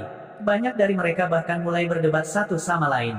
Di antara para murid, hanya Zhao Zhao, dengan tangan di belakang punggungnya, yang memiliki senyum tipis di wajahnya. Pertengkaran, bagaimanapun, saya sudah menghasilkan banyak uang. Saya sudah mendapatkan cukup. Di babak terakhir final, Zhao Zhao tidak bertaruh pada Luo Zheng untuk menang. Dia juga tidak bertaruh pada Pei Tianyao untuk menang. Bukannya dia tidak ingin bertaruh, tetapi karena dia bertaruh pada Luo Zeng untuk menang sampai sekarang. Dapat dikatakan bahwa kekayaannya saat ini hanya dapat digambarkan sebagai sesuatu yang menakutkan. Dia mencari bankir untuk bertaruh dengan Zhao Zhao, yang sama saja dengan kebangkrutan. Para bankir lain bahkan lebih buruk. Ketika mereka mendengar bahwa Zhao Zhao datang untuk bertaruh pada Luo Zeng, mereka mengabaikannya begitu saja. Lagi pula, tidak ada yang tahu apakah Luo Zeng akan menang atau tidak. Jika Luo Zeng kalah, maka semuanya akan baik-baik saja. Tetapi jika Luo Zeng menang, Zhao Zhao juga akan bangkrut dengan taruhan sebesar itu. Oleh karena itu, Zhao Zhao tidak peduli tentang menang atau kalah di atas panggung. Bagaimanapun, dia sudah cukup menang. Setelah kompetisi ini, dia akan menjadi orang kaya. Dia memperkirakan bahwa dia adalah satu-satunya di seluruh sekte Awan Biru, dan semua ini berkat Luo Zeng. Dari lubuk hatinya, dia masih berharap Luo Zeng akan menang. Jangan marah, jangan sombong, jangan tidak sabar, jangan serakah, jangan terus-menerus dikatakan Pei Tianyao. Temperamen Pei Tianyao sangat baik, tetapi itu tidak berarti dia tidak memiliki perasaan. Jika dia bisa tanpa emosi, maka dia bukan manusia, tetapi dewa. Namun, pengendalian diri Pei Tianyao sangat kuat. Meskipun dia dipukuli oleh Luo Zeng, keadaan pikirannya menjadi tenang setelah dia mengucapkan kata-kata itu. Keadaan pikiran Pei Tianyao seperti danau di musim semi. Itu tenang dan tenang. Tapi, beberapa saat yang lalu, ada beberapa riak di benaknya. Tapi, ketika riak itu akan berubah menjadi gelombang, Pei Tianyao mengendalikannya dan perlahan menenangkannya. Kekuatanmu, bagaimana bisa begitu kuat? Ada batas untuk kekuatan surgawi bawaan. Kekuatanmu telah melampaui batas bentuk kehidupan Xiantian. Pei Tianyao berkata dengan ekspresi bermartabat. Luo Zeng juga telah menggunakan kekuatan penuhnya sebelumnya, tetapi kebanyakan orang tidak memiliki visi Pei Tianyao untuk melihat keanehan kekuatan Luo Zeng. Tapi, kekuatan fisik Luo Zeng memang melebihi batas bentuk kehidupan Xiantian. Kekuatan tidak dapat digunakan tanpa batas. Itu harus dicocokkan dengan tubuh yang kuat. Jika kekuatannya terlalu kuat, dan kekuatan tubuhnya tidak bisa mengimbangi, maka ketika Luo Zeng meninju, tubuhnya akan dihancurkan oleh kekuatannya sendiri. Dan, tubuh Luo Zeng telah ditempa ribuan kali. Itu telah menjadi alat spiritual kelas menengah. Jadi, tubuhnya secara alami dapat menahan kekuatan seperti itu. Ini adalah rahasia terbesar Luo Zeng. Secara alami, dia tidak akan memberitahu Pei Tianyao. Luo Zeng tersenyum dan berkata, bisakah saya memilih untuk tidak mengatakannya? Ya, kamu bisa, tapi, aku juga sangat yakin dengan kekuatan tubuhku. Pei Tianyao mengangguk, dan lonceng emas yang menyelimuti tubuhnya tiba-tiba runtuh. Kemudian, aliran emas Zhen Yuan yang terus-menerus menyembur keluar dan menutupi tubuh Pei Tianyao, membuatnya tampak seperti manusia yang terbuat dari emas murni. Pada saat ini, Pei Tianyao dan tanda emas misterius yang muncul di tubuh Luo Zeng sangat mirip, tetapi keduanya pada dasarnya berbeda. Ketika tubuh Luo Zeng mulai menyerap api, rune emas itu berubah menjadi pusaran emas. Tapi, setiap inci kulit Pei Tianyao berubah menjadi emas, dan seluruh tubuhnya tampak seperti manusia emas. Tubuh Vajra yang tidak dapat dihancurkan. Itu adalah tubuh Vajra yang tidak dapat dihancurkan. Tiba-tiba seorang murid berteriak. Hua Tianming melihat tubuh Vajra Pei Tianyao yang tidak bisa dihancurkan dan menghela nafas dalam hatinya. Dia memang telah memaksa raja kebijaksanaan tak tergoyahkan dari Pei Tianyao, tetapi metode Pei Tianyao jauh lebih dari ini. Tubuh Vajra yang tidak dapat dihancurkan ini jelas merupakan salah satu kartu truf Pei Tianyao. Tubuh Vajra yang tidak bisa dihancurkan. Melihat Pei Tianyao emas, Luo Zeng mengepalkan tinjunya, dan hatinya sudah ingin mencoba. Dia memiliki tubuh alat roh, dan dalam hal kekuatan fisik, bahkan mungkin penguasa Xi Jingtian tidak sebaik dia. Bagaimanapun, sistem kultivasi utama Sekte Awan Biru adalah sistem Zhen Yuan, dan hanya ada sedikit orang yang mempraktikkan kultivasi ganda tubuh dan hukum, karena terlalu sulit. Umur seseorang terbatas, dan lebih baik mempraktikkan tubuh dan hukum. Sebenarnya, Luo Zeng tidak berlatih kultivasi ganda tubuh dan hukum, karena metode kultivasi teknik pemurnian tubuh benar-benar berbeda dari metode kultivasi, ambil pukulan, Luo Zeng. Daripada mengatakan bahwa Luo Zeng sedang memurnikan tubuhnya, akan lebih baik untuk mengatakan bahwa dia mengkultivasi dirinya sendiri sebagai senjata. Namun, metodenya, meskipun bukan teknik pemurnian tubuh, lebih kuat dan sombong daripada teknik pemurnian tubuh. Setelah Pei Tianyao menampilkan tubuh Vajra yang tidak bisa dihancurkan, Luo Zeng mengembalikan pedang cahaya yang mengalir ke dalam cincin sumerunya. Apa yang Luo Zeng coba lakukan? Apakah dia mengembalikan pedangnya? Aku tidak mengerti. Aku tidak tahu. Pei Tianyao telah menggunakan tubuh Vajra yang tidak dapat dihancurkan, tetapi dia benar-benar mengembalikan pedangnya. Apakah dia berencana untuk mengaku kalah? Dia tidak mungkin berencana menggunakan tubuhnya sendiri untuk melawan Pei Tianyao, kan? Meskipun tubuh Luo Zeng kuat, menghadapi tubuh Fajra yang tidak bisa dihancurkan, ini. Semua orang tercengang. Luo Zeng dilahirkan dengan kekuatan surgawi dan tubuh yang kuat. Di paruh pertama kompetisi All Peak, dia mengandalkan dua harta ini untuk mempertahankan kemenangan penuh. Banyak murid sangat jelas tentang hal ini. Namun, tidak peduli seberapa kuat tubuh seseorang, akan selalu ada batasnya. Oleh karena itu, di paruh kedua kompetisi All Peak, ketika Luo Zeng mengeluarkan pedangnya, dia tidak lagi mengandalkan kekuatan surgawi dan tubuh yang kuat. Banyak penonton juga merasa itu wajar. Tidak peduli seberapa kuat teknik pemurnian tubuh seseorang, bagaimanapun, itu masih belum cocok untuk energi spiritual. Dia masih bisa berurusan dengan murid-murid yang lemah sebelumnya, tetapi jika dia bertemu dengan orang-orang kuat seperti Wang Yun dan Hua Tianming, apakah dia akan mencobanya? Apa yang membuat semua orang terkejut adalah dia benar-benar berencana melakukan ini di hadapan Pei Tianyao. Pei Tianyao berani melakukan ini karena dia berlatih, tubuh Fajra tak terkalahkan. Faktanya, lapisan emas tubuh Pei Tianyao terkondensasi dari Shen Yuan, dan bukan dari kemampuan fisiknya sendiri. Luo Zengguang ingin melawan Pei Tianyao hanya dengan tubuh fisiknya. Bukankah ini hanya mencari kematian? Pada saat ini, orang yang paling terkejut adalah Luo Yan. Pada saat ini, dia sudah menemukan tempat untuk duduk, dan matanya tidak pernah lepas dari kakaknya. Untuk dapat mencapai titik ini di turnamen puncak, bahkan jika dia belum pernah melihat pertempuran kakaknya sebelumnya, Luo Yan mengerti bahwa kakaknya sangat kuat. Tapi dia tidak menyangka Luo Zeng akan begitu kuat. Kakak benar-benar berniat untuk melawannya secara langsung. Kepercayaan diri yang bagus. Kakak, ayo. Luo Yan tidak yakin bahwa Luo Zeng bermaksud untuk melawan Pei Tianyao, tetapi dia masih percaya pada kekuatan Luo Zeng, meskipun tangan kecilnya terkepal erat dan telapak tangannya penuh dengan keringat. Pada saat ini, Luo Zeng dan Pei Tianyao seperti dua binatang buas dari hutan belantara. Mata mereka bertemu dan tiba-tiba bergegas menuju satu sama lain. Kecepatan kedua pukulan itu sangat cepat, dan kedua belah pihak mengadopsi serangan paling ganas, dengan pertahanan yang sangat sedikit. Kedua belah pihak saling bertabrakan dengan mengandalkan tubuh mereka yang kuat. Ini adalah kontes kekuatan. Pada saat ini, mereka berdua menafsirkan estetika kekerasan secara ekstrim. Melihat serangan tinju, penonton sangat terkejut hingga mereka hampir lupa bernapas. Bang, bang, bang. Gerakan Luo Zeng sedikit lebih baik daripada Pei Tianyao. Pei Tianyao mengolah terlalu banyak seni bela diri, terlalu rumit, dan semua jenis teknik tinju muncul satu demi satu. Namun, tubuh tirani Luo Zeng memiliki sedikit keunggulan dibandingkan Pei Tianyao. Mungkin tubuh berlian Pei Tianyao lebih tahan lama dan memiliki pertahanan yang lebih kuat daripada alat spiritual tingkat menengah Luo Zeng. Tetapi alat spiritual Luo Zeng dapat sangat melemahkan serangan lawan dan mengubah kekuatan lawan menjadi arus hangat yang membersihkan tubuhnya. Dalam hal ini, Luo Zeng memiliki keuntungan. Selain itu, Luo Zeng dapat memobilisasi kekuatan skala naga, jadi dia tidak dirugikan dalam hal kekuatan murni. Bahkan, dia bahkan lebih kuat. Oleh karena itu, dalam setiap putaran serangan, Luo Zeng mungkin terluka oleh Pei Tianyao 3 atau 4 kali, dan Luo Zeng sangat mungkin untuk melawan 2 kali, atau bahkan hanya sekali. Namun, serangan Luo Zeng lebih mengancam daripada 3 atau 4 kali Pei Tianyao. Ah, Luo Zeng dipukul lagi. Aku tidak bisa menonton ini lagi. Jika pukulan ini mengenaiku, aku takut tulang rusukku akan berubah menjadi bubuk.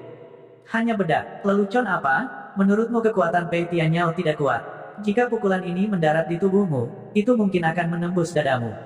Jika ini terus berlanjut, Luo Zeng tidak akan bisa bertahan lama. Dia selalu dipukuli. Di permukaan, sepertinya ini masalahnya, tetapi kenyataannya, situasinya benar-benar berlawanan.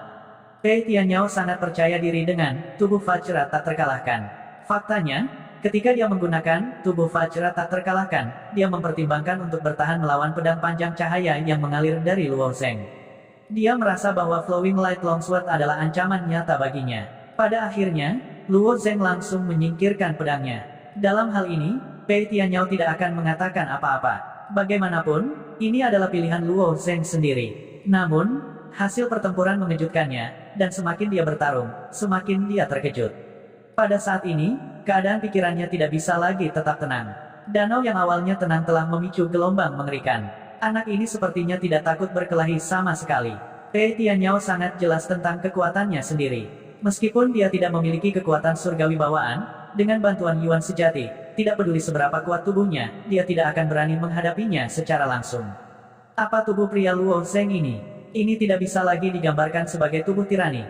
Ini hanyalah binatang buas di dunia. Luo Zeng mampu memaksa Pei Tianyao, yang setenang gunung, untuk mengutuk.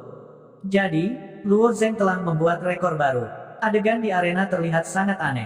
Tidak peduli bagaimana Anda melihatnya, Luo Zeng dipukuli.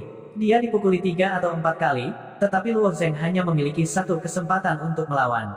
Tapi, Luo Zeng semakin bersemangat. Matanya semakin cerah dan cerah.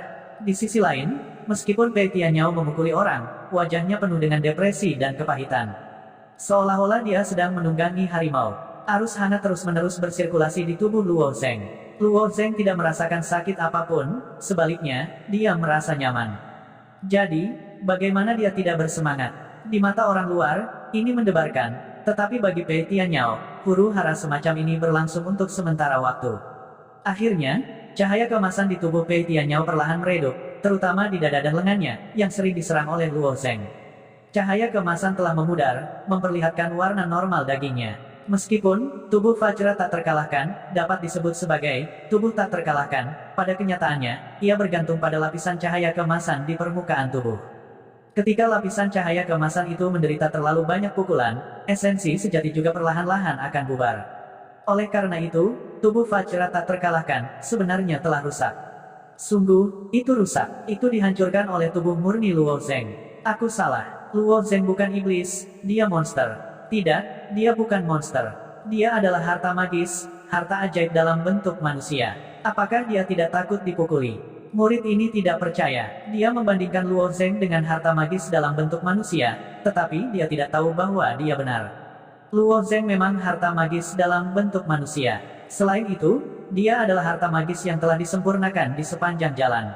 Setelah tumbukan terakhir, cahaya kemasan di tubuh Pei Tianyao akhirnya dibubarkan oleh Luo Zeng. Dia mengerang dan mundur 7 atau 8 langkah sebelum dia berhenti. Jelas, dia menderita luka dalam. Cedera ini bukan apa-apa bagi Pei Tianyao.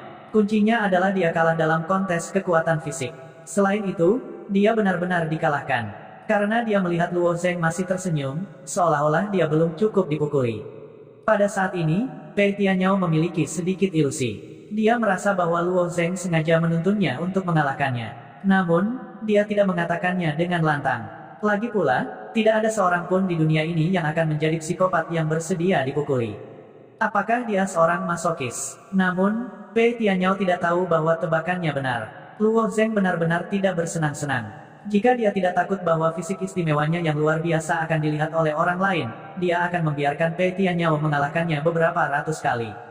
Sepertinya saya melebih-lebihkan diri saya sendiri. Pei Tianyao menggelengkan kepalanya dan berkata dengan nada mencela diri sendiri. Kupikir aku bisa menekanmu dengan kekuatan fisikku, tapi sepertinya itu hanya angan-angan. Pei Tianyao menyebarkan semua Zen Yuan di tubuhnya. Kemudian, bayangan emas muncul di belakangnya, dan patung Buddha mulai perlahan mengembun.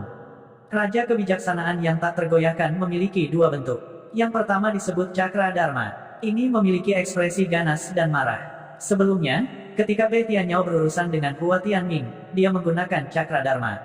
Yang lainnya disebut Cakra Dharma. Ini memiliki senyum di wajahnya. Meskipun Cakra Dharma marah, itu bukan yang paling kuat. Bentuk kuat nyata Raja Kebijaksanaan tak tergoyahkan adalah Cakra Dharma. Bayangan di belakang Pei Tianyao perlahan menjadi semakin jelas dalam proses kondensasi. Itu benar-benar berbeda dari ketika dia berurusan dengan Hua Tianming. Raja Kebijaksanaan yang tak tergoyahkan ini memiliki jejak Zen di wajahnya. Wajahnya seperti mandi di semilir angin musim semi. Ini adalah Cakra Dharma Raja Kebijaksanaan tak tergoyahkan. Pei Tianyao serius. Kali ini patung Buddha berbeda. Ia memiliki senyum di wajahnya. Sikapnya yang mengesankan jauh lebih sedikit daripada Hua Tianming. Saya juga berpikir bahwa ketika Pei Tianyao berurusan dengan Hua Tianming, wajah Raja Kebijaksanaan yang tak tergoyahkan menjadi galak. Melihatnya saja membuat orang takut. Tapi patung Buddha yang naif dan menawan ini tidak memiliki kekuatan pencegah. Kamu tidak tahu apa-apa, ini disebut Cakra Dharma. Suara orang banyak masuk ke telinga Luo Zeng. Dia melihat bayangan Raja Kebijaksanaan tak tergoyahkan yang tinggi. Kulitnya menjadi lebih berhati-hati. Logika murid-murid itu sangat bodoh. Apakah senyum patung Buddha ini ada hubungannya dengan kekuatannya? Terlebih lagi, Luo Zeng merasakan niat membunuh yang tersembunyi dalam senyuman itu. Tampaknya Raja Kebijaksanaan tak tergoyahkan ini lebih mengerikan daripada Raja Kebijaksanaan tak tergoyahkan yang marah. Sekali lagi, Luo Zheng mengeluarkan Flowing Light Sword dari cincin spasialnya. Dia menyadari bahwa dia harus berusaha sekuat tenaga. Mata Pei Tianyao bersinar dengan sentuhan cahaya. Dia dengan lembut bertepuk tangan. Setelah 3 napas, kedua telapak tangan tiba-tiba terpisah dan pergi ke arah Luo Zheng lagi. Cakra Dharma Raja Kebijaksanaan yang tak tergoyahkan di belakangnya mengulurkan 2 telapak tangan besar dan pergi ke arah Luo Zheng. Di depan telapak tangan besar, Luo Zheng seperti nyamuk. Luo Zheng tidak ragu bahwa jika dia ditutupi oleh telapak tangan itu, dia akan langsung diratakan. Kedua telapak tangan emas besar itu sangat cepat. Dalam sekejap, mereka membuat suara keras. Namun, reaksi Luo Zheng lebih cepat. Ketika telapak tangan tertutup, dia berubah menjadi meteor dan bergegas ke langit. Dia melompat setinggi beberapa kaki. Namun, Luo Zheng tidak bisa terbang. Tidak peduli seberapa tinggi dia melompat, dia akhirnya akan jatuh. Dan jika dia tidak bisa meminjam kekuatan di udara, itu akan sulit untuk dihindari. Mata Pei Tianyao kosong. Dia melambaikan tangannya lagi, dan telapak tangan Raja Kebijaksanaan yang tak tergoyahkan juga membuat pukulan backhand ke arah Luo Zheng. Bang! Kali ini, Luo Zheng terkena telapak tangan. Kekuatan besar langsung mengirim Luo Zheng terbang. Inersia besar membuatnya terkena pesona tirai cahaya. Pada saat yang sama, dia bangkit kembali dan menyentuh tanah. Dengan beberapa tetua bekerja sama untuk memperkuat penghalang, tanah arena itu sangat kokoh. Namun, Luo Zheng masih berhasil membuat lubang yang cukup besar di dalamnya. Pei Tianyao seharusnya menggunakan trik ini sebelumnya. Dia bisa langsung mengendalikan bayangan Raja Kebijaksanaan tak tergoyahkan. Luo Zheng tidak perlu bertarung dengannya. Seorang murid berkata, kebanyakan orang tidak berbicara pada saat ini. Mereka hanya peduli apakah Luo Zheng bisa bangun atau tidak. Tidak peduli siapa itu, setelah ditampar oleh bayangan dan menghantam tanah dengan keras, mereka pasti tidak akan bisa bangun. Mereka bahkan tidak perlu melihatnya. Nyawa mereka akan dalam bahaya. Misalnya, tulang mereka akan patah, atau mereka akan meledak. Namun, tidak ada yang berani berkomentar saat ini, karena Luo Zheng sendiri adalah monster. Sebagai monster yang mengerikan, dia tidak bisa digambarkan dengan akal sehat. Sungguh tidak dapat dipercaya bahwa dia dikalahkan dengan mudah oleh Pei Tianyao. Benar saja, serangan semacam ini berakibat fatal bagi orang lain, tetapi Luo Zheng masih memanjat dari lubang. Matanya masih berbunga-bunga, sepertinya dia tidak terluka parah. Bahkan jika dia tidak terluka parah, Luo Zheng menemukan dirinya dalam masalah. Pertama-tama, kecepatan bayangan Raja Kebijaksanaan tak tergoyahkan terlalu cepat. Kecepatan 2 telapak tangan bayangan disinkronkan dengan Pei Tianyao. Artinya, ketika Pei Tianyao melambaikan tangannya, bayangan itu juga akan bergerak pada saat yang sama. Masalahnya, tangan Pei Tianyao hanya dapat bergerak beberapa inci, tetapi 2 telapak tangan Raja Kebijaksanaan yang tak tergoyahkan dapat menggerakkan 7 atau 8 telapak tangan. Kecepatan Pei Tianyao hampir dalam sekejap mata. Kedua telapak tangan besar itu juga bergerak dalam sekejap. Luo Zheng terlalu cepat untuk menghindar, apalagi mendekati Pei Tianyao. Jika Luo Zheng tidak bisa menyerangnya, dia pasti akan kalah dalam pertempuran ini. Bahkan jika daya tahan Luo Zheng luar biasa, dia masih akan menghabiskan banyak energi. Pei Tianyao hanya perlu terus melambaikan tangannya. Bahkan jika dia melambaikan tangannya selama sehari semalam, dia bahkan tidak akan berkedip. Pikiran Pei Tianyao masih mencoba memikirkan tindakan balasan. Ketika telapak tangan besar itu datang lagi ke Luo Zheng, Pei Tianyao tidak berniat memberi Luo Zheng kesempatan untuk bernapas. Kali ini, Luo Zheng masih memilih untuk menghindarinya. Tetapi ketika Luo Zheng menghindari telapak tangan besar itu, dia membuat keputusan luar biasa lainnya. Dia melemparkan pedangnya. The Flowing Light Long Sword menari-nari di udara dan kemudian mulai jatuh bebas. Tepat ketika semua orang tidak mengerti maksud Luo Zheng, bayangan merah darah tiba-tiba keluar dari tubuhnya. Saat bayangan itu muncul, itu mengembun menjadi bentuk. Itu adalah roh pedang Luo Zheng, Yao Ye. Setelah Yao Ye muncul, dia bergegas menuju Flowing Light Sword. Ketika Yao Ye memegang Flowing Light Sword, dia mempercepat lagi dan mengarahkan Flowing Light Sword ke Pei Tianyao. Yao Ye adalah seorang pendekar pedang, jadi tentu saja, dia bisa bertarung dengan pedang. Tapi Luo Zheng tidak memiliki 2 pedang yang bagus sekarang. Karena dia tidak bisa melarikan diri, Luo Zheng hanya bisa menghindari kedua telapak tangannya yang besar sambil mengendalikan Yao Ye untuk menyerang Pei Tianyao. Cerita bersambung, terima kasih yang telah menonton. Jangan lupa like, comment, and subscribe, karena subscribe itu gratis.